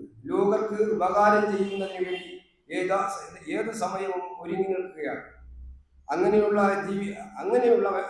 വ്യക്തിയാണ് യഥാർത്ഥത്തിൽ ഇവിടെ ജീവിക്കുന്നത്. കാരണം തന്നെക്കുറിച്ചറിയാം, ഈശ്വരനെ കുറിച്ചറിയാം, എല്ലാം അറിഞ്ഞു കഴിയുമ്പോൾ നമുക്കാണെങ്കിലും നമ്മെക്കുറിച്ചറിയില്ല, ഈ പ്രപഞ്ചത്തെക്കുറിച്ചറിയില്ല, ഈശ്വരനെ കുറിച്ചറിയില്ല, ഒന്നും അറിയാത്ത ഒരു വീർപ്പുമുട്ടലാണ് നമ്മുടെ ജീവിതം. നമ്മളെ ചിന്തിക്കാത്തത് കൊണ്ടാണ്. കാര്യം നമ്മൾ ഇരിക്കുമ്പോൾ ഒന്ന് ആലോചിച്ച് നോക്കുക, നമ്മൾ എങ്ങോട്ടാണ് പോകുന്നതെന്ന് നമുക്കറിയില്ല, നമുക്ക് എവിടെ നിന്നാണ് വന്നതെന്ന് അറിയില്ല, എന്തിനാണ് നമ്മുടെ ജന്മ ഉദ്ദേശ്യം എന്ന് നമുക്കറിയില്ല. നമ്മുടെ ഗുരുമാരൊക്കെ പറഞ്ഞിട്ടുണ്ട്, നമ്മുടെ ലക്ഷ്യം മോക്ഷപ്രാപ്തിയാണ്, പുരുഷാർത്ഥങ്ങളായ അധർമാർത്ഥ കാമോക്ഷങ്ങളിലൂടെ ആണ് നാം കടന്നു പോകേണ്ടത്, അതൊക്കെ കൈവരിക്കണമെന്ന് പറയുമ്പോൾ നമുക്ക് ഇതെല്ലാം അജ്ഞാനമാണ്. അതുകൊണ്ട് അവരാണ് ജീവിക്കുന്നത്. ആരാണ് ഈ ആത്മസാക്ഷാത്കാരം?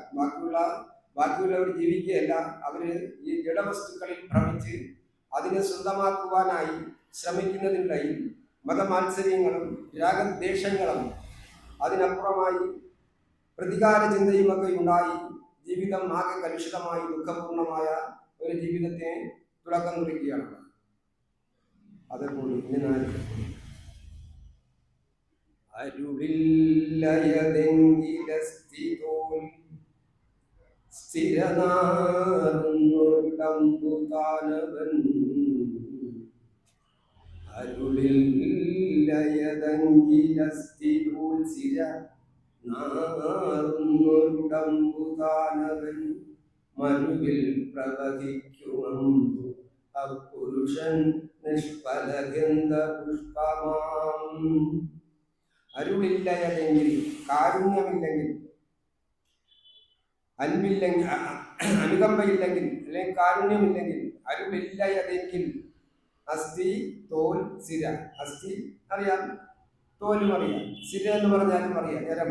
അപ്പൊ സിര, തോല്, തൊലി, അസ്ഥി.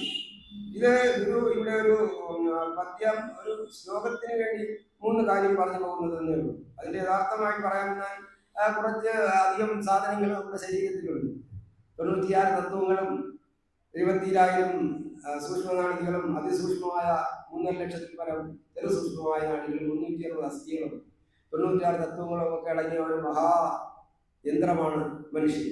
അപ്പൊ അവിടെ അങ്ങോട്ടൊന്നും പോകുന്നില്ല. ഇവിടെ അദ്ദേഹം ചുരുക്കി ഇങ്ങനെ സ്ഥിരനാറുന്നൊരു ഡമ്പുതാണ്. അവിടെ നമുക്ക് വേണമെങ്കിൽ സപ്തധാതുക്കളെ അവിടെ ചേർക്കാം. സപ്തധാതുക്കൾ എന്ന് പറയുന്നത് മജ്ഞ, മാംസം, രക്തം, അസ്ഥി, ശുക്ലം തുടങ്ങിയ സപ്തധാതുക്കളുണ്ട്. മാംസം, മേധസ്, രക്തം, രസം, അസ്ഥി തുടങ്ങിയ 7 വസ്തുക്കളാണ്. അപ്പോ അങ്ങനെ അരുളില്ല എങ്കിൽ അസ്ഥി തോൽ സിര നാറുന്നൊരു ഡമ്പുതാണ്. അപ്പൊ ഇങ്ങനെ ശരീരത്തെ മാത്രം നോക്കിപ്പോകുന്ന ഒരാൾ, അയാളുടെ ശരീരം അയാൾ സുഖമായി വയ്ക്കും. പക്ഷെ മറ്റുള്ളവർക്ക് അതുകൊണ്ട് ദോഷമുണ്ടാകുന്നു എന്നുള്ളതാണ്. നാറുന്നൊരു ഡമ്പുതാൻ എന്ന പ്രയോഗം അദ്ദേഹത്തോട് സഹകരിക്കുന്നവരും അത്തരത്തിലായി പോകുമെന്നുള്ളതാണ്. ചിലരുടെ സംസർഗം കൊണ്ട് ദൂഷ്യവശങ്ങൾ അവരിൽ നിന്ന് ഇങ്ങോട്ട് പകർന്നു വരും. അപ്പോൾ അദ്ദേഹത്തിന് നാറ്റം ഉണ്ടെങ്കിൽ ഇദ്ദേഹത്തിനും ആ നാറ്റം ഉണ്ടാകും. അപ്പോൾ അത്രയ്ക്ക് ആ തലത്തിലാണ് പറഞ്ഞു പോകുന്നത്. അരുളില്ല എന്നെങ്കിൽ, അരുളില്ലാത്ത ഒരു വ്യക്തിയെ സംബന്ധിച്ചിടത്തോളം അയാളുമായുള്ള അടുപ്പം, അയാളെ മാത്രമല്ല അയാളുടെ ആ സ്വാർത്ഥതയും അയാൾ മറ്റാരെയും സഹായിക്കാത്ത ആ പ്രവണത അയാളെ മാത്രമല്ല മറ്റുള്ളവരെയും ബാധിക്കുകയും മറ്റുള്ളവർക്കുള്ള സദ്ഗുണങ്ങൾ അയാൾ ഇല്ലാതാക്കുകയും ചെയ്യും. അതുകൊണ്ടാണ് അത്ര കടുപ്പിച്ച് പറഞ്ഞത് നാറുന്നൊരു ഡമ്പുതാനം. മരുവിൽ പ്രവഹിക്കുമമ്പു, മരുഭൂമിയിൽ പ്രവഹിക്കുന്ന ജലം, അത് ആ സ്ഥലത്ത് നമ്മൾ പലതവണ കണ്ടിട്ടുണ്ട്. ഇല്ലാത്തതാണ്. ദൂരെ നിന്ന് നോക്കുമ്പോൾ മരുഭൂമിയിൽ ജലം ഉള്ളതായി തോന്നും, അടുത്ത ജലം ഇല്ല. അപ്പൊ ഇല്ലാത്തൊരു വസ്തുവെ, അപ്പൊ ആർക്കും ഉപകാരമില്ലാത്ത ഒരു വസ്തു. അതുകൊണ്ട് ദാഹം തീർക്കാനും പറ്റില്ല, ചെടി നനയ്ക്കാനും പറ്റില്ല, ഒരു കാര്യത്തിനും ഉപയോഗമില്ലാത്ത ഒരു വസ്തു ആയിട്ടാണ് മരുവിൽ പ്രവഹിക്കും അമ്പുവിന് സമമാണ് ഇദ്ദേഹം ഈ പറഞ്ഞ അപുരുഷൻ നിഷ്ഫലഗന്ധ പുഷ്പമാണ്. ഫലമില്ലാത്ത, നിറമില്ലാത്ത, ഗന്ധമില്ലാത്ത, ശപിക്കപ്പെട്ട ഒരു പുഷ്പം പോലെ ഒരു മൂലയിൽ ആരും ശ്രദ്ധിക്കാതെ കഴിഞ്ഞു. അടുത്ത് വരുമാറുവിധം വികാരവും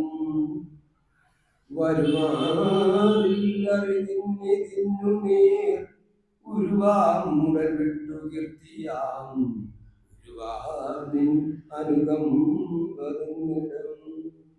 വരും 6 വിധം വികാരങ്ങൾ. ഈ 6 വികാരങ്ങൾ നമ്മുടെ ശരീരത്തിനുള്ളതാണ്. അത് പരമാത്മ സ്വരൂപത്തിന് ഇല്ലാത്തതാണ്. പരമാത്മ സ്വരൂപം എന്ന് പറയുന്നത് വികാരങ്ങളില്ലാത്ത, വിചാരങ്ങളില്ലാത്ത, നിശ്ചലമായ, നിർവികാരമായ ഒന്നാണ്. ഇത് വികാരവും വിചാരവും ഒക്കെ ഉള്ള ഒരു വ്യക്തിയാണ് ഇവിടെ പറയുന്നത്. വരും വ്യക്തിക്ക്, ആ ശരീരത്തിന്, ഒരു ശരീരത്തിന് വരും 6 വിധം വികാരങ്ങൾ. 6 വിധം വികാരങ്ങൾ എന്ന് പറയുന്നത് ഉണ്ടാകുക, ജനിക്കുക, ഉണ്ടായിരിക്കുക, വർദ്ധിക്കുക, പരിണമിക്കുക, ക്ഷയിക്കുക, നശിക്കുക. ഇങ്ങനെ 6 അവസ്ഥകളെയാണ് അരുളില്ലാതെങ്കിൽ അസ്ഥിതോനാറുന്നൊരുടമ്പുദാനവൻ. അത് കഴിഞ്ഞ് വരും 6 വിധം വികാരവും വരുമാറില്ല അറിവിന് തിന്നുന്നേർ. ഈ മാറ്റങ്ങളൊന്നും അറിവിന് ബാധകമല്ല. അറിവിനെ സംബന്ധിച്ചിടത്തോളം ഈ മാറ്റങ്ങളിലൊന്നും അറിവ് പെടുന്നില്ല.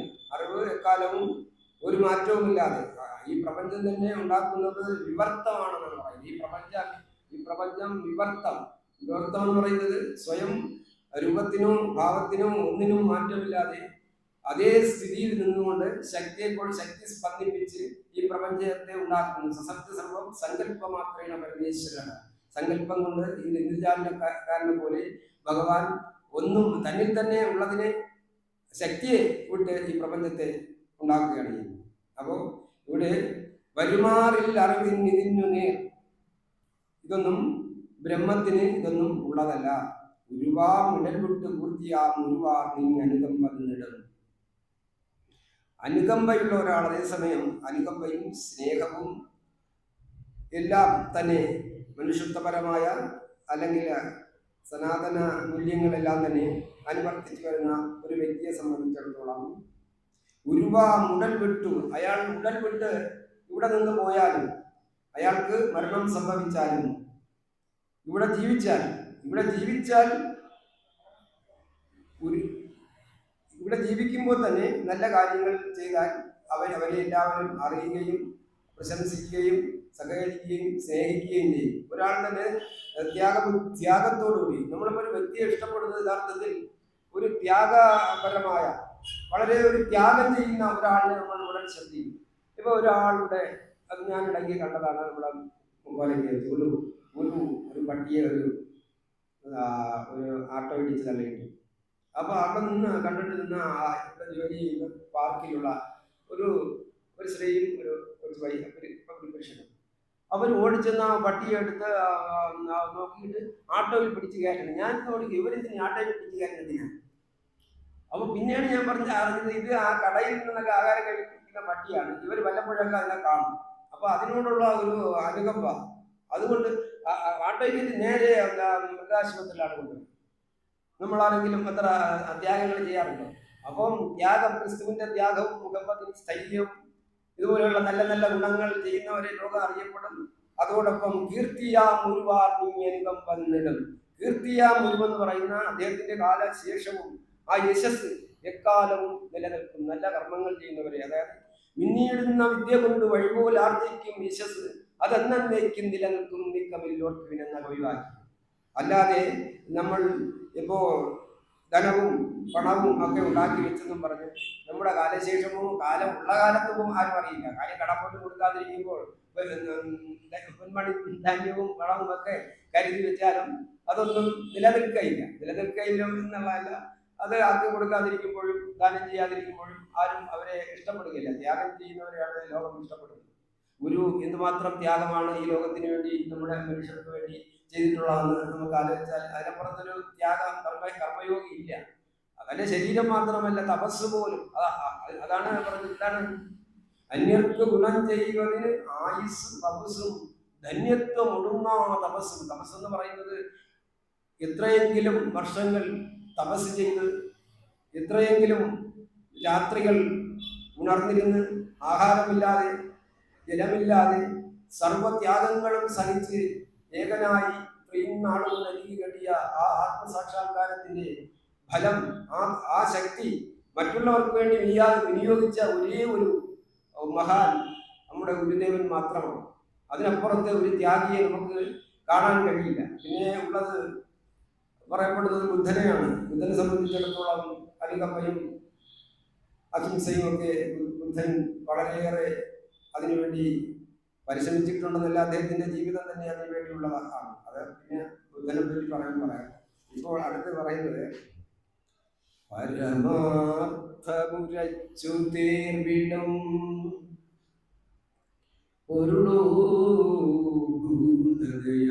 പൊരുളോക്ഷമാപ്തിയോ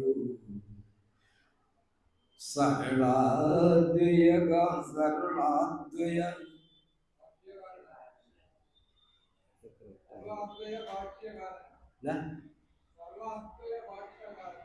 ഞാൻ വാച്ചിന് പരമാർത്ഥമുരച്ച് തേർവിടും പൊരുളോ ഭൂതയാക്ഷമാപ്തിയോ സരളാദ്വയ ഭാഷ്യകാരനാം ഗുരുവോയി അനുകമ്പയാണവൻ. അപ്പോൾ അടുത്ത് ഈ അനുകമ്പയും സ്നേഹവും കരുണയും ഒക്കെ പറഞ്ഞിട്ട് ഇതിന്റെ അഗ്രിമസ്ഥാനത്ത് നിൽക്കുന്നത് ആരാണെന്ന് പുരാണ കഥാപാത്രങ്ങളെ തിരയുകയാണ് നമ്മുടെ ഗുരു. പുരാണത്തിൽ ഇത്രയും അനുകമ്പയും സ്നേഹവും ത്യാഗവും ഒക്കെയുള്ള പുരാണ കഥാപാത്രങ്ങളെ തിരയുന്ന കൂട്ടത്തിൽ ഗുരു ആദ്യം കണ്ടെത്തുന്നത് പരമാർത്ഥമുരച്ചു തേർവിടും സത്യം പറഞ്ഞുകൊണ്ട്. സത്യം എന്ന് പറയുന്നത് പ്രപഞ്ചത്തിന്റെ ഈ പ്രപഞ്ച സത്യം, ഈ ലോകത്തെ കുറിച്ചുള്ള പരമമായ സത്യം, അത് ഉരച്ചുകൊണ്ട് പറഞ്ഞുകൊണ്ട് തേർ നയിക്കുന്ന. അപ്പൊ അത് പറയുമ്പോൾ നമുക്കറിയാം, കൗരവ പാണ്ഡവ യുദ്ധത്തിൽ തേര് തെളിക്കുന്നത് കുരുക്ഷേത്രത്തിൽ ആരാണ് ശ്രീകൃഷ്ണൻ അല്ലേ? കൃഷ്ണ ഭഗവാനാണ് തേര് തെളിക്കുന്നത്. അപ്പൊ കൃഷ്ണ ഭഗവാനാണ് ഇവിടെ ഉദ്ദേശിക്കുന്നത്. പരമാർത്ഥമുരച്ചു തേർവിടും. ഈ പരമാർത്ഥം എന്ന് പറയുന്ന സാഖ്യയോഗ ദർശനങ്ങളാണ്. സാഖ്യയോഗ ദർശനങ്ങളിൽ പറയപ്പെടുന്നത് ഇത് ഈ പ്രപഞ്ചത്തിൽ ഈ പ്രപഞ്ചാനുഭവം എന്ന് പറയുന്നത് പരസ്പരം ദ്വന്ദ്വങ്ങളായ, അതായത് പരസ്പര വൈരുദ്ധ്യങ്ങളായ ദ്വന്ദ്വങ്ങളുടെ അനുഭവമാണ് ഈ പ്രപഞ്ചം. നമ്മൾ ആലോചിച്ച് നോക്കിയാൽ അത് തന്നെയാണ് ഈ പ്രപഞ്ച അനുഭവം. അതായത് നമ്മളൊരു കാര്യം ചെയ്യുമ്പോൾ ഒന്നിൽ സുഖം, ദുഃഖം, മാനം, അപമാനം, ദേഷ്യം, സ്നേഹം, ഇതേതെങ്കിലും ഒന്നെങ്കിലും നമ്മളൊരു പ്രവൃത്തി ചെയ്യുമ്പോൾ അതിൻ്റെ കൂടെ ഉണ്ടാകും. അതായത് മാനം, അഭിമാനം, നഷ്ടം, ലാഭം, സുഖം, ദുഃഖം, ഇങ്ങനെ പരസ്പര വൈരുദ്ധ്യങ്ങളായ ദ്വന്ദ്വങ്ങളുടെ പ്രതിഫലനമാണ് ഈ പ്രപഞ്ച അനുഭവം. അപ്പോൾ അത് ആദ്യം മനസ്സിലാക്കിക്കൊണ്ട് ഈ ലോകത്തിന്റെ നാശം, ഇത് നശിക്കുന്നതാണ്, ഈ പ്രപഞ്ചം നശിക്കുന്നതാണ്, നശിക്കാത്തതെന്ന് മാത്രമേ ഉള്ളൂ. അതാണ് പരമാത്മ സ്വരൂപം. അപ്പോ ഈ ഇത്രത്തോളം മമത, ഇത്രയൊക്കെ കാര്യമറിയാവുന്ന അർജുനൻ തൻ്റെ സ്വന്തക്കാരെയും ബന്ധക്കാരെയും മറ്റുള്ളവരെയൊക്കെ ആ രണ്ട് ഭാഗത്തായി യുദ്ധത്തിന് നിലനിൽക്കുമ്പോൾ ഇവരെയൊക്കെ നശിപ്പിച്ചിട്ട്, ഇവരെയൊക്കെ കൊന്നിട്ട് എനിക്കൊന്നും നേടേണ്ട എന്നുള്ള രീതിയിൽ ആ യുദ്ധത്തിന് ഉള്ള ഉപകരണങ്ങളൊക്കെ താഴെ വെച്ചപ്പോഴാണ് കൃഷ്ണൻ ഉപദേശിക്കുന്നത്, ഇത് ഞാനാണ് നിന്നെ കൊണ്ട് ചെയ്യിക്കുന്നത്, നീയല്ല ഇത് ചെയ്യുന്നത്. അതുകൊണ്ട് നീ കർമ്മത്തിന്റെ ഫലം ആഗ്രഹിക്കാതെ, കർമ്മണ്യേം അധികാരസ്ഥിമ ഫലേഷു കഥാചന, നീയാണ് ചെയ്യണമെന്ന ആ കർത്തവ്യബോധം, അതായത് ഞാനാണെന്നുള്ള കർത്താവെന്നുള്ള ആ ബോധം ഇല്ലാതെ ചെയ്യുന്ന പ്രവൃത്തിയുടെ ഫലം ആഗ്രഹിക്കാതെ നീ യുദ്ധത്തിന് മുതിരൂ എന്നാണ് പറഞ്ഞത്. എല്ലാം കേട്ട് ആ പ്രപഞ്ച സത്യത്തെ അറിഞ്ഞുകൊണ്ട് പരമാർത്ഥമുരച്ചു തേർവിടും പൊരുളോ. അപ്പോൾ അങ്ങനെ ആ പൊരുളോ ആണെന്ന് അവിടെ ഒരു സംശയം. പൊരുളാണോ? അടുത്ത് ഭൂതദയാക്ഷമാപ്തിയോ, ഭൂതദയുടെയും ക്ഷമയുടെയും സമുദ്രമോ. ഭൂതതയുടെയും ക്ഷമയുടെയും സമുദ്രമായി നമ്മൾ കാണുന്നത് ബുദ്ധനെയാണ്. ബുദ്ധനെയാണ് നാം അഹിംസയിലും ഭൂതതയിലും ക്ഷമയിലുമൊക്കെ മുന്നിൽ നിൽക്കുന്നത്. ഒരു കാലഘട്ടത്തിൽ 2600 വർഷങ്ങൾക്ക് മുൻപ് കപിലവസ്തുവിൽ സിദ്ധോദര മഹാരാജാവിൻ്റെയും മായാദേവിയുടെയും പുത്രനായി ജനിച്ച ബുദ്ധന്റെ ജീവിതം മറ്റുള്ളവരിൽ നിന്നും വ്യത്യസ്തമാകുന്നത് ബുദ്ധൻ ജനിച്ചത് ഒരു രാജകുമാരനായിട്ടാണല്ലോ വളർന്നത്. അങ്ങനെ ആ രാജകീയമായ എല്ലാ സുഖങ്ങളും അനുഭവിക്കുമ്പോഴും അതൊക്കെ ത്യജിച്ചുകൊണ്ട് പോകുമ്പോഴാണ് അതിന് മഹിമ കൂടുതലുണ്ടാകുന്നത്. സാധാരണ ഒരു മനുഷ്യൻ തപസ്സിനോ ഇറങ്ങിത്തിരിക്കുകയോ അല്ലെങ്കിൽ അപ്രൂതനായിട്ടൊക്കെ പോവുകയോ ചെയ്യുമ്പോൾ നമ്മൾ ആരും ശ്രദ്ധിക്കാറില്ല. അപ്പം ബുദ്ധൻ ജനിച്ചപ്പോൾ തന്നെ ജ്യോത്സ്യന്മാരൊക്കെ നോക്കി അദ്ദേഹത്തെ രാജ്യത്തിന്റെ അധികാരിയായി ഇരുത്താൻ കിട്ടുകയില്ല എന്ന് അറിയിച്ചു. അപ്പോൾ പിന്നെ എന്ത് ചെയ്യാമെന്നായി.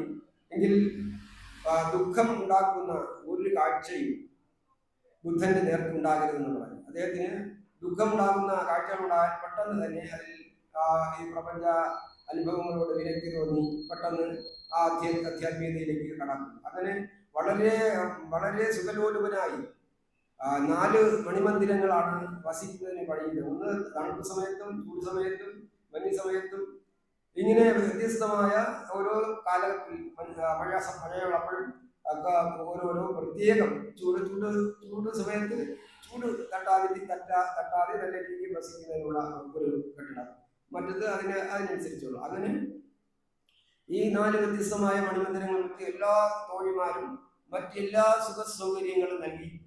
പക്ഷേ ബുദ്ധൻ അവിടെയൊന്നും മനസ്സ് നിന്നില്ല. ബുദ്ധൻ എപ്പോഴും ആരോ വന്ന് വിളിക്കുന്നത് പോലെ ലോകോദ്ധാരണ ധർമ്മകർമ്മങ്ങൾക്ക് വേണ്ടി ആരോ വന്ന് വിളിക്കുന്നത് പോലെ ആ ബുദ്ധന് കൂടെ ഇങ്ങനെ ഒരു ഉൾവിളി ഉണ്ടായിക്കൊണ്ടിരിക്കും. അങ്ങനെ ഉണ്ടായിക്കൊണ്ടിരുന്ന ഒരിക്കലാണ് ബുദ്ധൻ ഒരു ദിവസം അർദ്ധരാത്രി ഉറങ്ങിക്കിടക്കുന്ന പിഞ്ചു കുഞ്ഞിനെയും ഭാര്യയെയും ഒരു കണ്ണ് നോക്കിയിട്ട് പുറത്തേക്ക് ഇറങ്ങി സന്യാസത്തിന് പോകുന്നതിന്. അപ്പോൾ പെട്ടെന്ന് നോക്കിയിട്ട് പോകാൻ കഴിഞ്ഞില്ല. വളരെ അത്രമാത്രം സ്നേഹിക്കുന്ന ഒരു പ്രയസിയെ കൂട്ടിയിട്ട് പോകാൻ കഴിയാതെ വീണ്ടും അത് പോയില്ല. അങ്ങനെ പലവട്ടം കയറി ഇറങ്ങി ഒരു ദിവസം രണ്ടും കൽപ്പിച്ചു പോയി. പോകുന്ന വഴിയിൽ തന്നെ അന്ന് സ്ഥലത്ത് വെച്ച് ഒരു 1-2 ആട്ടുമേന്മാർ കുറെ ആടുമായി പോകുന്ന രംഗമാണ് കണ്ടത്. അതിൽ ഒരു ആട് ബാക്കിൽ ഒരു ആട്ടിൻകുട്ടി നടക്കാൻ വയ്യാതെ കാല് വെച്ച് നടക്കുകയാണ്. അപ്പൊ അത് കണ്ട് ബുദ്ധന് വലിയ ദുഃഖം തോന്നി. അദ്ദേഹം ഓടിച്ചെന്ന് ആ ആട്ടിൻകുട്ടിയെ എടുത്ത് തന്റെ ചുവരിൽ ഇട്ടുകൊണ്ടാണ് നടക്കുന്നതോടൊപ്പം ആട്ടിടയന്മാരോട് ചോദിച്ചു, നിങ്ങൾ ഈ സാധു ജീവികളെ എങ്ങോട്ടാണ് കൊണ്ടുപോകുന്നത്? അപ്പോൾ അവർ മറുപടി പറഞ്ഞത്, അടുത്ത് ബിംബിസാര മഹാരാജാവിന്റെ രാജധാനിയിൽ ഹോമം യജ്ഞം നടക്കുകയാണ്, യാഗം നടക്കുകയാണ്. അതിലേക്ക് വേണ്ടി രക്തം അവിടെ സമർപ്പിക്കാനാണ് ഞങ്ങൾ ഇതിനെ കൊണ്ടുപോകുന്നത്. ബുദ്ധൻ ആ ആട്ടിൻകുട്ടിയെ തോളിലിട്ടുകൊണ്ട് നേരെ രാജാവിന്റെ രാജധാനിയിലേക്കാണ് പോയത്. യാഗശാലയിൽ ചെന്ന് ബുദ്ധൻ പറഞ്ഞു, നിർത്തൂ, ഹിംസ നിർത്തൂ എന്ന് പറഞ്ഞ്, നിങ്ങൾക്ക് ഹോമത്തിന് രക്തമാണ് ആവശ്യമാണെങ്കിൽ എന്റെ ശിരസ്സെടുത്തോളം ശിരസ് കാണിച്ചുകൊണ്ടിരുന്ന സമയത്താണ് രാജാവ് എത്തുന്നത്. അപ്പോൾ രാജാവ് ഇത് കണ്ട് വളരെ വളരെ മാന്യതയോടുകൂടി അദ്ദേഹം ഇങ്ങനെ നോക്കിക്കൊണ്ട് നിൽക്കുമ്പോഴാണ് പറഞ്ഞത്, നമുക്ക് ഒരു ജീവിക്കും അല്ലെങ്കിൽ ഒന്നിനും ജീവൻ കൊടുക്കാൻ കഴിയില്ല. അതുകൊണ്ട് ഒന്നിന്റെയും ജീവൻ എടുക്കാൻ നമുക്ക് അവകാശമില്ല. അപ്പൊ അത് കേട്ട് രാജാവ് അന്ന് തന്നെ ഹിംസ അവിടെ പ്രാവർത്തികമാക്കിയതാണ് പറയുന്നത്. അപ്പൊ അത്രത്തോളം അഹിംസയെ സ്വാധീനിച്ച അഹിംസയ്ക്കും ദയയ്ക്കും ഒക്കെ കാരണമായിട്ടുള്ള ആ ഭൂതദയാക്ഷമാപ്തിയാണോ ബുദ്ധനാണോ അനുകമ്പയിൽ മുന്നിൽ എന്നാണ് രണ്ടാമത് പറയുന്നത്. മൂന്നാമത് സരളാദ്വയ ഭാഷ്യകാരനാം ഗുരു ഈ അനുകമ്പയാണ്. സരളമായ അദ്വയ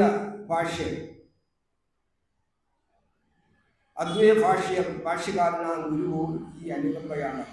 നമുക്കറിയാം, അദ്വൈത ഭാഷ്യത്തിന്റെ, അതായത് ബ്രഹ്മം സത്യവും ജഗത് വിദ്യയാണെന്ന് പറഞ്ഞിട്ടുള്ള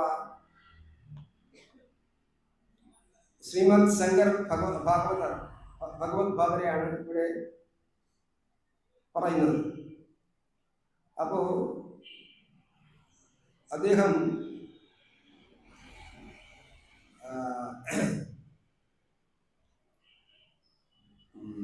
ബ്രഹ്മസൂത്രം എന്ന ഒരു വേദാന്ത ശാസ്ത്രം രചിച്ചിട്ടുണ്ട്. അതായത് വേദങ്ങളിലെ ഉപനിഷത്തുകൾക്ക് സാരസംഗ്രഹം എളുപ്പമാക്കുന്നതിന് വേണ്ടി പിന്നെ ഭഗവത്ഗീത അതുപോലെ ഉള്ള പൗരാണികമായ പുസ്തകങ്ങൾ രചിച്ചിട്ടുണ്ട്. അത് മാത്രമല്ല, ഈ അനുകമ്പയാണ്ടവൻ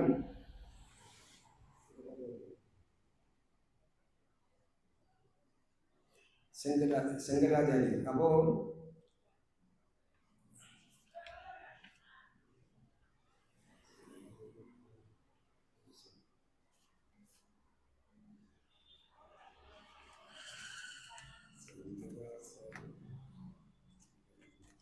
അങ്ങനെ ഇദ്ദേഹം നമ്മുടെ സരളാദ്വൈത ഭാഷ്യകാരനാം ഗുരുവോ ഈ അനുകമ്പയാണ്. സന്യാസിയായി ഭിക്ഷാദേഹിയെ നടക്കുന്ന സമയത്ത് ഒരു വീട്ടിൽ ചെന്നപ്പോൾ ഒരു അമ്മയും ഒരു മകളും മാത്രമുണ്ടായിരുന്നു. അവർ ആഹാരമൊന്നും കഴിക്കാതെ കിടക്കുന്ന നിലയാണ് കണ്ടത്. അവർക്ക് ഒന്നും കൊടുക്കാനില്ലായിരുന്നത് കൊണ്ട് അവിടെ ഉണ്ടായിരുന്ന ഒരു നെല്ലിക്ക എടുത്ത് ഈ ഗുരുവിനെ നൽകി അദ്ദേഹം അത് വാങ്ങിച്ചിട്ട് അവിടെ നിന്ന് തന്നെ കനകധാരാസ്തവം എന്ന മന്ത്രം ജപിച്ച് ദേവിയെ സ്തുതിച്ചുകൊണ്ട് ആ മന്ത്രം ജപിച്ചപ്പോൾ അവിടെ സ്വർണ്ണ നെല്ലിക്കകൾ ഉണ്ടായി എന്നാണ് പറയപ്പെടുന്നത്. കനകധാരാസ്തവം എന്ന മന്ത്രം ജപിച്ച്. അപ്പൊ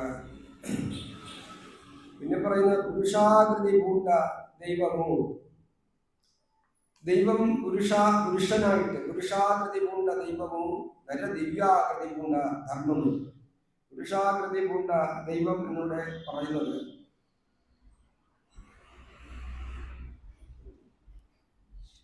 ഇവിടെ പറയുന്നത് വേദവ്യാസനെയാണ് പറയപ്പെടുന്നത്. പുരുഷാകൃതി പൂണ്ട ദൈവവും വ്യാസ ഭഗവാനെയാണ് ഗുരുവിടെ പുരുഷാകൃതി പൂണ്ട ദൈവമോ എന്ന് പറഞ്ഞിരിക്കുന്നത്. അപ്പോൾ വ്യാസൻ നമുക്കറിയാം, വേദങ്ങളെ വിഭജിച്ചത് വ്യാസനാണ്. മഹാഭാരതം രചിച്ചിട്ടുള്ളത് വ്യാസനാണ്.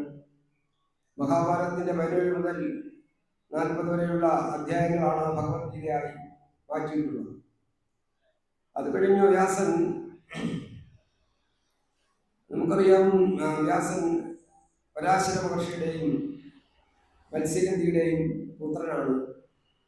അങ്ങനെ ലോകോപകാരപ്രദമായ മഹത് ഗ്രന്ഥങ്ങൾ രചിച്ച വ്യാസനാണോ ഈ അനുകമ്പയിൽ അഗ്രിമസ്ഥാനത്ത് നിൽക്കുന്നതെന്നാണ് പിന്നെ ചോദിക്കുന്നത്. രണ്ടാമത് നരദിവ്യാകൃതി പൂണ്ട ധർമ്മം. ഇത് ധർമ്മം മനുഷ്യാകൃതി പൂണ്ട ആരാണ്? ഇതിവിടെ പറയുന്നത് നരദിവ്യാകൃതി പൂണ്ട ധർമ്മം എന്ന് പറയുന്നത് ശ്രീരാമദേവനെയാണ്. ഒരിക്കൽ വാൽമീകി മഹർഷി നാരദനുമായുള്ള സംവാദത്തിനിടയിൽ ഈ ലോകത്ത് ധർമ്മിഷ്ഠനും കൃതജ്ഞനും സത്യവാനും ധീരനുമായിട്ടുള്ള ധാരവാനായിട്ടുള്ള ദയാലുവായിട്ടുള്ള ആരാണെന്ന് ചോദിച്ചപ്പോഴാണ് പറഞ്ഞത് അത് ശ്രീരാമനെയാണ് ചൂണ്ടിക്കാണിച്ചത്. ശ്രീരാമനാണ് ദാനധർമ്മങ്ങളിൽ നരദിവ്യാകൃതിയുള്ള ധർമ്മത്തെ കൈവടിയാതെ തൻ്റെ ദശരഥൻ എന്ന, ശ്രീരാമൻ എല്ലാവർക്കും അറിയാമല്ലോ, ദശരഥന്റെ പുത്രനാണ് ശ്രീരാമൻ പിതൃവാക്യം പാലിക്കുന്നതിന് വേണ്ടി, അത് പിതൃവാക്യം എന്ന് പറയുമ്പോൾ 2 വരം കൈകേയിക്ക് ദശരഥൻ നൽകിയിരുന്നു. ആ വരം അന്ന് കൊടുത്തില്ല, പിന്നീട് ഒരിക്കൽ ആവശ്യമുള്ളപ്പോൾ വാങ്ങിക്കൊള്ളാവുന്നത്. അങ്ങനെ പിന്നീട് ഒരിക്കൽ മന്ത്രിയുടെ വാക്കും പ്രകാരം 2 വരങ്ങൾ ചോദിച്ചു. പക്ഷേ അദ്ദേഹം 2 വരം കൊടുക്കാമെന്ന് സമ്മതിച്ചു. പക്ഷെ ചോദിച്ചത് വളരെ ദയനീയമായിട്ടുള്ള, വളരെ ബുദ്ധിമുട്ടിക്കുന്ന, മരവിപ്പിക്കുന്ന ഒരു 2 വരങ്ങളാണ് ചോദിച്ചത്. ഒന്ന് ശ്രീരാമനെ 14 വർഷം വനവാസവും, പിന്നെ മറ്റൊന്ന് ഭരതനെ രാജാവാക്കുക എന്നുള്ളതാണ്. അപ്പോൾ ഈ 2 ധർമ്മം, ഇത് ആദ്യം ശ്രീരാമനെ രാജാവാക്കി വാഴിക്കുന്നതിന് വേണ്ടിയുള്ള കർമ്മങ്ങളൊക്കെ നടത്തിക്കൊണ്ടിരുന്നത് മതിയാക്കിയാണ് ഭരതന് ആ കർമ്മങ്ങളൊക്കെ നടത്തി രാജാവാക്കിയത്. പക്ഷെ ഇത് കാര്യം എന്താണെന്ന് ശ്രീരാമൻ ചോദിക്കാതെയാണ് അച്ഛന്റെ വാക്ക് പാലിക്കുന്നതിന് വേണ്ടി സ്വമേധയാ ഇറങ്ങി തിരിച്ചത്. പിന്നീട് ഒരിക്കലാണ് അദ്ദേഹം അറിയുന്നത് ഈ രണ്ട് കാര്യങ്ങളാണ് ഈ വരമായി ചോദിച്ചതെന്നത്. അപ്പൊ അവിടെ ഇത് അറിയുമ്പോഴാണ് പറഞ്ഞത്, ശ്രീരാമൻ പറഞ്ഞത്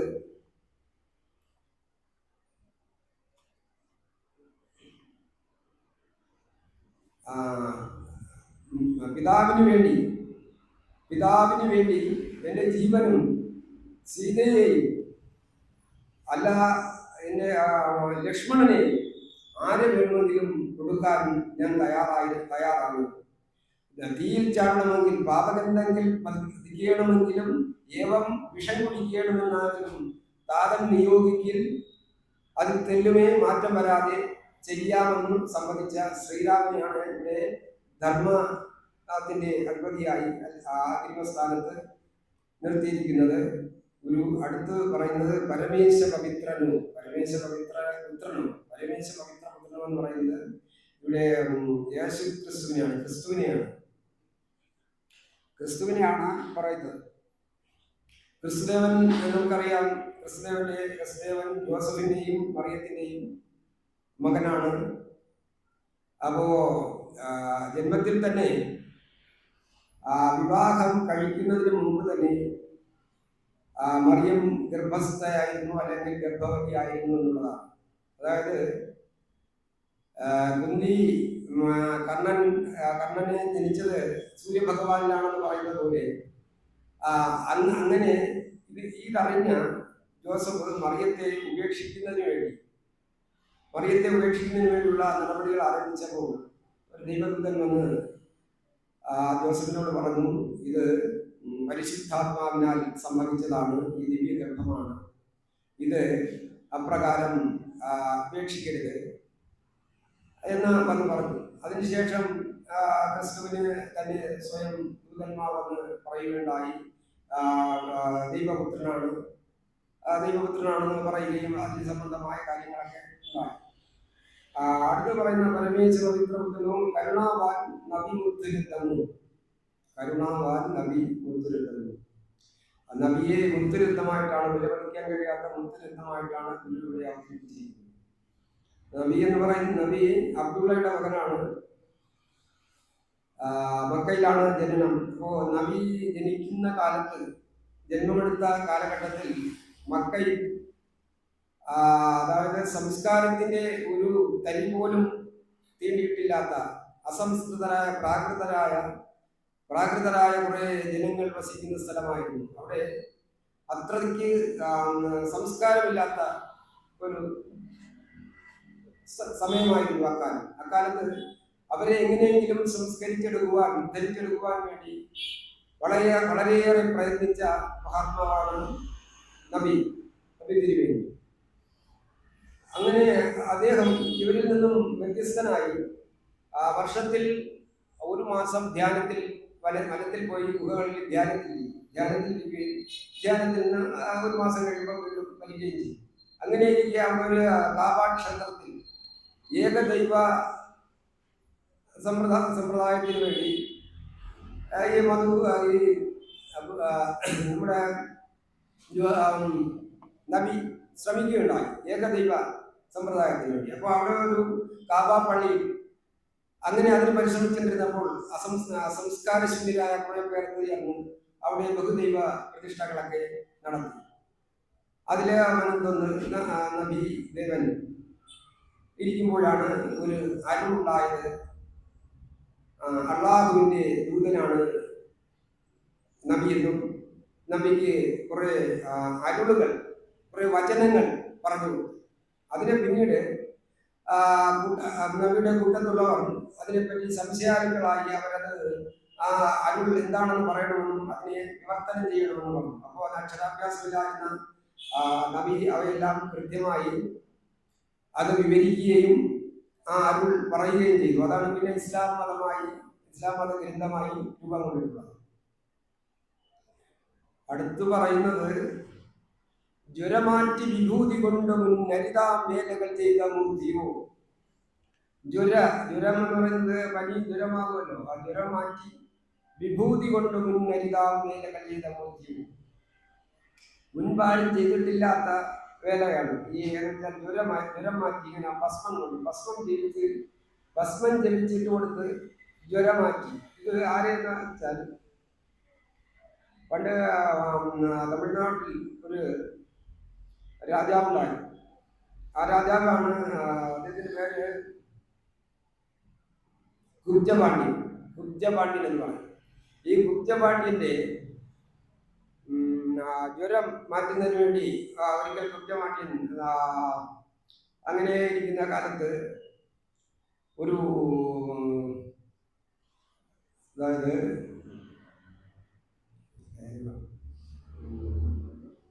ജ്ഞാനസംബന്ധ ഒരു ജ്ഞാനി, ഒരു ജ്ഞാനി സിദ്ധനുമായ ഒരാൾ ഉണ്ടെന്നറിഞ്ഞു. അയാളെ ആൾവശം വിട്ട് ഈ രാജാവ് വിളിച്ചു വരുത്തി ആ കാര്യം ധരിപ്പിച്ചു. ഇങ്ങനെ ജ്വരം മാറത്തില്ല. അപ്പോൾ അദ്ദേഹം അവിടെ നിന്ന് തന്നെ ഭസ്മം വാങ്ങി, അവിടെ രാജാവിൻ്റെ രാജധാനിയിൽ നിന്ന് ഭസ്മം വാങ്ങി അവർ മന്ത്രം ജപിച്ച് ഭസ്മം എറിഞ്ഞ് അദ്ദേഹത്തിൻ്റെ ജ്വരം മാറിയെന്ന് മാത്രമല്ല ആ കുബ്ജപാണ്ഡ്യന്റെ കൂന് കൂടെ ഇല്ലാതായിരുന്നു. കുബ്ജപാണ്ഡ്യൻ ഒരു ചെറിയ കൂനുണ്ടായിരുന്നു. അപ്പം കൂന് മാറി സുന്ദരപാണ്ഡ്യനായിട്ടാണ് പറയുന്നത്. ജലമാറ്റി വിഭൂതി കൊണ്ട് മുന്നരിതാ വേലകൾ ചെയ്ത മൂർത്തിയോ അരുതാതെ വലഞ്ഞു പാടി ധരമാ നോവുകെടുത്ത സിദ്ധനോ. അരുതാതെ വലഞ്ഞു, ഒരു ഗതിയുമില്ലാതെ, ഒരു മാർഗവുമില്ലാതെ വലഞ്ഞു പാടി ഉദരമാം നോവുകെടുത്ത സിദ്ധനോ. വയറ്റുവേദന. അപ്പൊ അതെങ്ങനെയെന്ന് വെച്ചാൽ അത് അപ്പർ എന്ന് പറയുന്ന ഒരു ജ്ഞാനി തമിഴ്നാട്ടിലുണ്ടായിരുന്നു. വ്യക്തമായിട്ട് ഇതിന്റെ കൂടുതൽ ഉണ്ടായിരുന്നു. അപ്പൊ അദ്ദേഹം വലിയ ശിവഭക്തനായിരുന്നു. അപ്പൊ ശിവഭക്തി ഗാനങ്ങളൊക്കെ പാടി അദ്ദേഹം നടക്കുമായിരുന്നു. അങ്ങനെ എനിക്ക് ചെറുപ്പത്തിൽ തന്നെ അച്ഛൻ മരിച്ചുപോയി. പിന്നെ സഹോദരിയുടെ തണലിലാണ് വളർന്നത്. അപ്പോൾ അങ്ങനെ എനിക്ക് അദ്ദേഹം അവിടെ ജൈനമതത്തിന്റെ പ്രചാര വേലകൾ കൂടുതലായി നടക്കുന്ന സമയമായിരുന്നു. അങ്ങനെ ജൈനമതത്തിൽ ആളുകൾ കൂടുതലായി പോകുന്ന ആ സ്ഥലത്തിൽ ഇദ്ദേഹവും ജൈനമതത്തിലേക്ക് മതം മാറിയായിരുന്നു. അതിൽ മനംനൊന്ന അദ്ദേഹത്തിന്റെ സഹോദരി തിലകവതിക്ക് അത് വലിയ പ്രയാസമുണ്ടാക്കി. അതായത് ശിവഭക്തനായിരുന്ന ഇദ്ദേഹം സഹോദരൻ ഇങ്ങനെ മറ്റൊരു ജൈനമതത്തിലേക്ക് പോകുന്ന ആ വേദന കൊണ്ട് അവർ ശിവനെ വിളിച്ച് പ്രാർത്ഥിച്ചു പറഞ്ഞു, എൻ്റെ സഹോദരനെ എങ്ങനെയെങ്കിലും പഴയതുപോലെ ശിവഭക്തനാക്കി തീർക്കണം, അവൻ മറ്റൊരു മതത്തിലേക്ക് പോകാനാണ് ഇരിക്കുന്നത്. അപ്പോഴാണ് പറഞ്ഞത്, അവന് ഞാൻ വയറുവേദന ഉണ്ടാക്കി ഞാൻ തിരിച്ചു കൊണ്ടുവന്നതാണ് ശിവഭഗവാൻ പറഞ്ഞത്. അങ്ങനെ വയറുവേദന ഉണ്ടാക്കി തിരിച്ചു കൊണ്ടുവരാന്ന് പറഞ്ഞു. അങ്ങനെ ഇരിക്കുമ്പോൾ ഇദ്ദേഹത്തിന് വയറ്റുവേദന തുടങ്ങി. ഇദ്ദേഹത്തെ വിളിച്ചുകൊണ്ട് സഹോദരി ശിവക്ഷേത്രത്തിൽ പോയി അവിടെ പോയി ഭസ്മമൊക്കെ ഇട്ടു. വയറുവേദന മാറിയില്ല. അദ്ദേഹം വീണ്ടും വയറുവേദനയും തുടർന്നു. പിന്നീട് ഒരിക്കൽ വീണ്ടും കൊണ്ടുപോയി അവിടെ പോയി ഭസ്മമുണ്ട് ശിവനെ പ്രാർത്ഥിക്കാൻ പറഞ്ഞു. നാമങ്ങൾ പറഞ്ഞു കൊടുത്തു. അങ്ങനെ പ്രാർത്ഥിച്ചുകൊണ്ടിരുന്നപ്പോഴത്തേക്കാണ് വയറ്റുവേദന വിശേഷം പോയത്. അപ്പോൾ അരുതാതെ വലഞ്ഞു പാടി ഉദരമാം നോവുകെടുത്ത സിദ്ധനോ. ഒരു ഗതിയുമില്ലാതെ അത്രയ്ക്ക് ഒരു കാരണവശാലും മാറാതിരുന്നാൽ ഭഗവാൻ അതിലേക്ക് തിരിച്ച് കൊണ്ടുവരുവാനുള്ള ഒരു പരീക്ഷണമായിരുന്നു നാം മനസ്സിലാക്കേണ്ടത്. അടുത്ത് പറയുന്ന ഹരനൻ എഴുതി പ്രസിദ്ധമാം മറയെന്നോടിയ മാമുനീന്ദ്രനോ മര്യാദയോട് പോയൊരു പരമേശ്വരന്റെ പരാത്യ ഭക്തനോ. ഹരൻ അന്നെഴുതി, ഹരൻ എന്ന ശിവൻ അന്നെഴുതി എന്താണ് പ്രസിദ്ധമാം മറ എന്നോദിയ മാമുനീന്ദ്രനോ. അത് മാണിക്യ വാചകർ എന്ന് പറയുന്ന ആ മുനിയെ ഉദ്ദേശിച്ചാണ് പറയുന്നത്. ഹരൻ എന്നെഴുതി പ്രസിദ്ധമാം മറ എന്നോദിയ മാമുനീന്ദ്രനോ. അപ്പോൾ അങ്ങനെ ഈ ഭക്തിഗാനങ്ങൾ രചിച്ച് പാടിക്കൊണ്ടിരുന്ന ഒരു കവികളിൽ മാണിക്യ വാചകൻ എന്ന് വെച്ചാൽ കവിയുടെ കവി എന്നാണ് പറയുന്നത്. അത്രയും നല്ല ഗാനങ്ങൾ രചിക്കുകയും ഭക്തിപൂർവ്വം അത് പാടി നടക്കുകയും ചെയ്യുമായിരുന്നു. അങ്ങനെ ഇരിക്കുകയാണ് ശിവൻ ഒരു വൃദ്ധന്റെ വേഷത്തിൽ വന്ന് ഇദ്ദേഹത്തെ സമീപിച്ച് നിന്റെ ഗാനങ്ങൾ എനിക്ക് ഇഷ്ടമാണ്, നിന്റെ ഗാനങ്ങൾ എനിക്ക് പാടിക്കുന്ന ആഗ്രഹമുണ്ട്, നീ ഇത് പാടുമെന്നുണ്ടെങ്കിൽ ഞാൻ അത് എഴുതിയെടുത്തുകൊള്ളാമെന്ന്. അപ്പോൾ വൃദ്ധനാണ് വന്നത്. അപ്പോൾ സാധാരണ മനുഷ്യൻ ആണെന്ന് കരുതി അദ്ദേഹം പാടി എഴുതിയെടുത്തു കൊണ്ടു. പിറ്റേ ദിവസം അടുത്തുള്ള ക്ഷേത്രത്തിലെ പൂജാരി വന്നപ്പോൾ ആ വിഗ്രഹത്തിനടിയിൽ കൊണ്ടുവച്ചിരിക്കുന്നു. എന്നിട്ട് അതിൽ എഴുതിയിരിക്കുന്നു ഹരൻ എഴുതിയത്, അതായത് ശിവൻ എഴുതിയെടുത്തത് ആണെന്ന് അതിൽ എഴുതിയിട്ടുണ്ട്. അപ്പൊ അതാണ് ഹരൻ എന്ന് എഴുതി പ്രസിദ്ധമാ മറയെന്ന് ഓതിയ. മറയെന്ന് ശിവൻ തന്നെ എഴുതിയെടുത്തിട്ട് ഇത് വലിയ മറയെന്നോതി വേദമെന്നോതിയ മാമുനീന്ദ്രനും. അങ്ങനെ ആ മാണിക്യവാചകർക്ക് അതോടുകൂടി അദ്ദേഹം തികഞ്ഞ ഭക്തനായി മറ്റു കാര്യങ്ങളിലൊന്നും ആവർത്തിക്കാതെ ശിവഭക്തനായി അവസാനം വരെ ജീവിച്ച ഒരു വ്യക്തിയാണ് മാണിക്യവാചകൻ. അത് മര്യാദുടലോട് പോയൊരു പരമേശ്വരന്റെ പരാർത്ഥി ഭക്തനു. മര്യാദുടലോട് മരിക്കാതെ തന്നെ ഉടലോട് സ്വർഗത്ത് പോയ പരമേശ്വരന്റെ പരാർത്ഥ്യ ഭക്തനു എന്നിവിടെ പറയുന്നത് നായനാർ സുന്ദര നായനാർ എന്ന് പറഞ്ഞത് ഒരു ജ്ഞാനി, അതായത് ഒരു സിദ്ധൻ, തമിഴ്നാട്ടിലുള്ള സുന്ദര നായനാർ. അദ്ദേഹം തികഞ്ഞ ശിവഭക്തനായിരുന്നു. അന്ന് ശിവനും ശിവഭക്തന്മാർ തന്നെയായിരുന്നു ആ കാലഘട്ടത്തിൽ. അപ്പൊ അങ്ങനെ ഈ ശിവഭക്തൻ വലിയ ഈ പറഞ്ഞ കണക്ക് ഭക്തികാലങ്ങളിൽ ഇരിക്കുകയും ക്ഷേത്രത്തിൽ പോവുകയും മറ്റെല്ലാ കാര്യങ്ങളിലും വ്യാപൃതനായി നിൽക്കുന്ന അവസരത്തില് അവിടെ ഈ ഒരു ചേരമാൻ പെരുമാളത്തൊരു രാജാവാണ് രാജ്യം ഭരിച്ചിരുന്നത്. അപ്പൊ അദ്ദേഹം ഇതിനേക്കാൾ ഭക്തിയുള്ള ശിവനെ നിത്യവും പൂജ ചെയ്ത് പ്രസാദിപ്പിക്കുന്ന ആളായിരുന്നു. അങ്ങനെയുള്ള ഈ പൂജയ്ക്കിടയിൽ തന്നെ പൂജ കണ്ട് ചിലമ്പൊലി പൂജ അത് കംപ്ലീറ്റ് ആകുമ്പോൾ ശിവൻ പരമാനന്ദത്തിൽ നിന്ന് ഈ ചിലമ്പൊലികൾ എന്നുവെച്ചാൽ അത്ര സംതൃപ്തനായി കാണുമായിരുന്നു. അങ്ങനെ ദിവസവും ഈ ചിലമ്പൊലി കേൾക്കുകയും അപ്പോൾ പൂജയൊക്കെ നടത്തും. വീണ്ടും പിറ്റേന്ന് പൂജ കുറെ കഴിയുമ്പോഴത്തേക്ക് സംതൃപ്തനായി എന്ന് അറിയിക്കുന്ന ചിലമ്പൊലി ഇങ്ങനെ കാണുമായിരുന്നു. അങ്ങനെ കേട്ടുകൊണ്ടിരിക്കുന്ന അവസരത്തില് ഒരു ദിവസം കേട്ടില്ല. അപ്പൊ ഇദ്ദേഹത്തിന് മനസ്സിലായി ശിവനെന്തോ എന്നിൽ അതൃപ്തി ഉണ്ടായി, ഇനി ഞാൻ ജീവിച്ചിരുന്ന കാര്യമില്ല, എങ്ങനെയെങ്കിലും മരിക്കുക തന്നെ ഞാൻ ആലോചിച്ചിരിക്കുകയാണ്. അന്ന് വീണ്ടും പിറ്റേന്ന് ഒരു ദിവസം കേട്ടില്ല, പിറ്റേന്ന് കേട്ടു. അതുപോലെ ശിവൻ പറഞ്ഞു, അദ്ദേഹത്തിനോട് വന്ന് സ്വപ്നത്തിൽ വന്ന് പറഞ്ഞു, ഞാൻ ചിലമ്പൊലി കേൾക്കാത്തതിന്റെ കാരണം ഒരു പരമഭക്തൻ ഇന്ന സ്ഥലത്തുണ്ട്. അദ്ദേഹത്തിന്റെ ഗാനത്തിൽ ഞാൻ കേട്ട ആ ഗാനത്തിൽ ഞാൻ അലിഞ്ഞു ഈ കാര്യം വിസ്മരിച്ചു പോയതാണ്, അല്ലാതെ ഞാൻ അബോധപൂർവമല്ലായിരുന്നു. അങ്ങനെയുള്ള ആ പരമഭക്തനെയാണ് ഈ പറഞ്ഞ സുന്ദരനായന. അപ്പൊ ആ സുന്ദരനായനാണ് മര്യാദയോട് പോയ പരമേശ്വരന്റെ പരാർത്ഥ്യ ഭക്തൻ. അദ്ദേഹം വെള്ളാനപ്പുറത്ത് ഉടലോടെ സ്വർഗത്ത് പോയ എന്നാണ് പറയുന്നത്. അടുത്ത് നരരൂപമെടുത്തു ഭൂമിയിൽ പെരുമാറിയിടിന കാമധേനുവോ പരമാത്മക ദാനദേവത തരുവോ ഈ അനുകമ്പയാണവൻ. നരരൂപമെടുത്തു ഭൂമിയിൽ പെരുമാറിയിടിന കാമധേനു.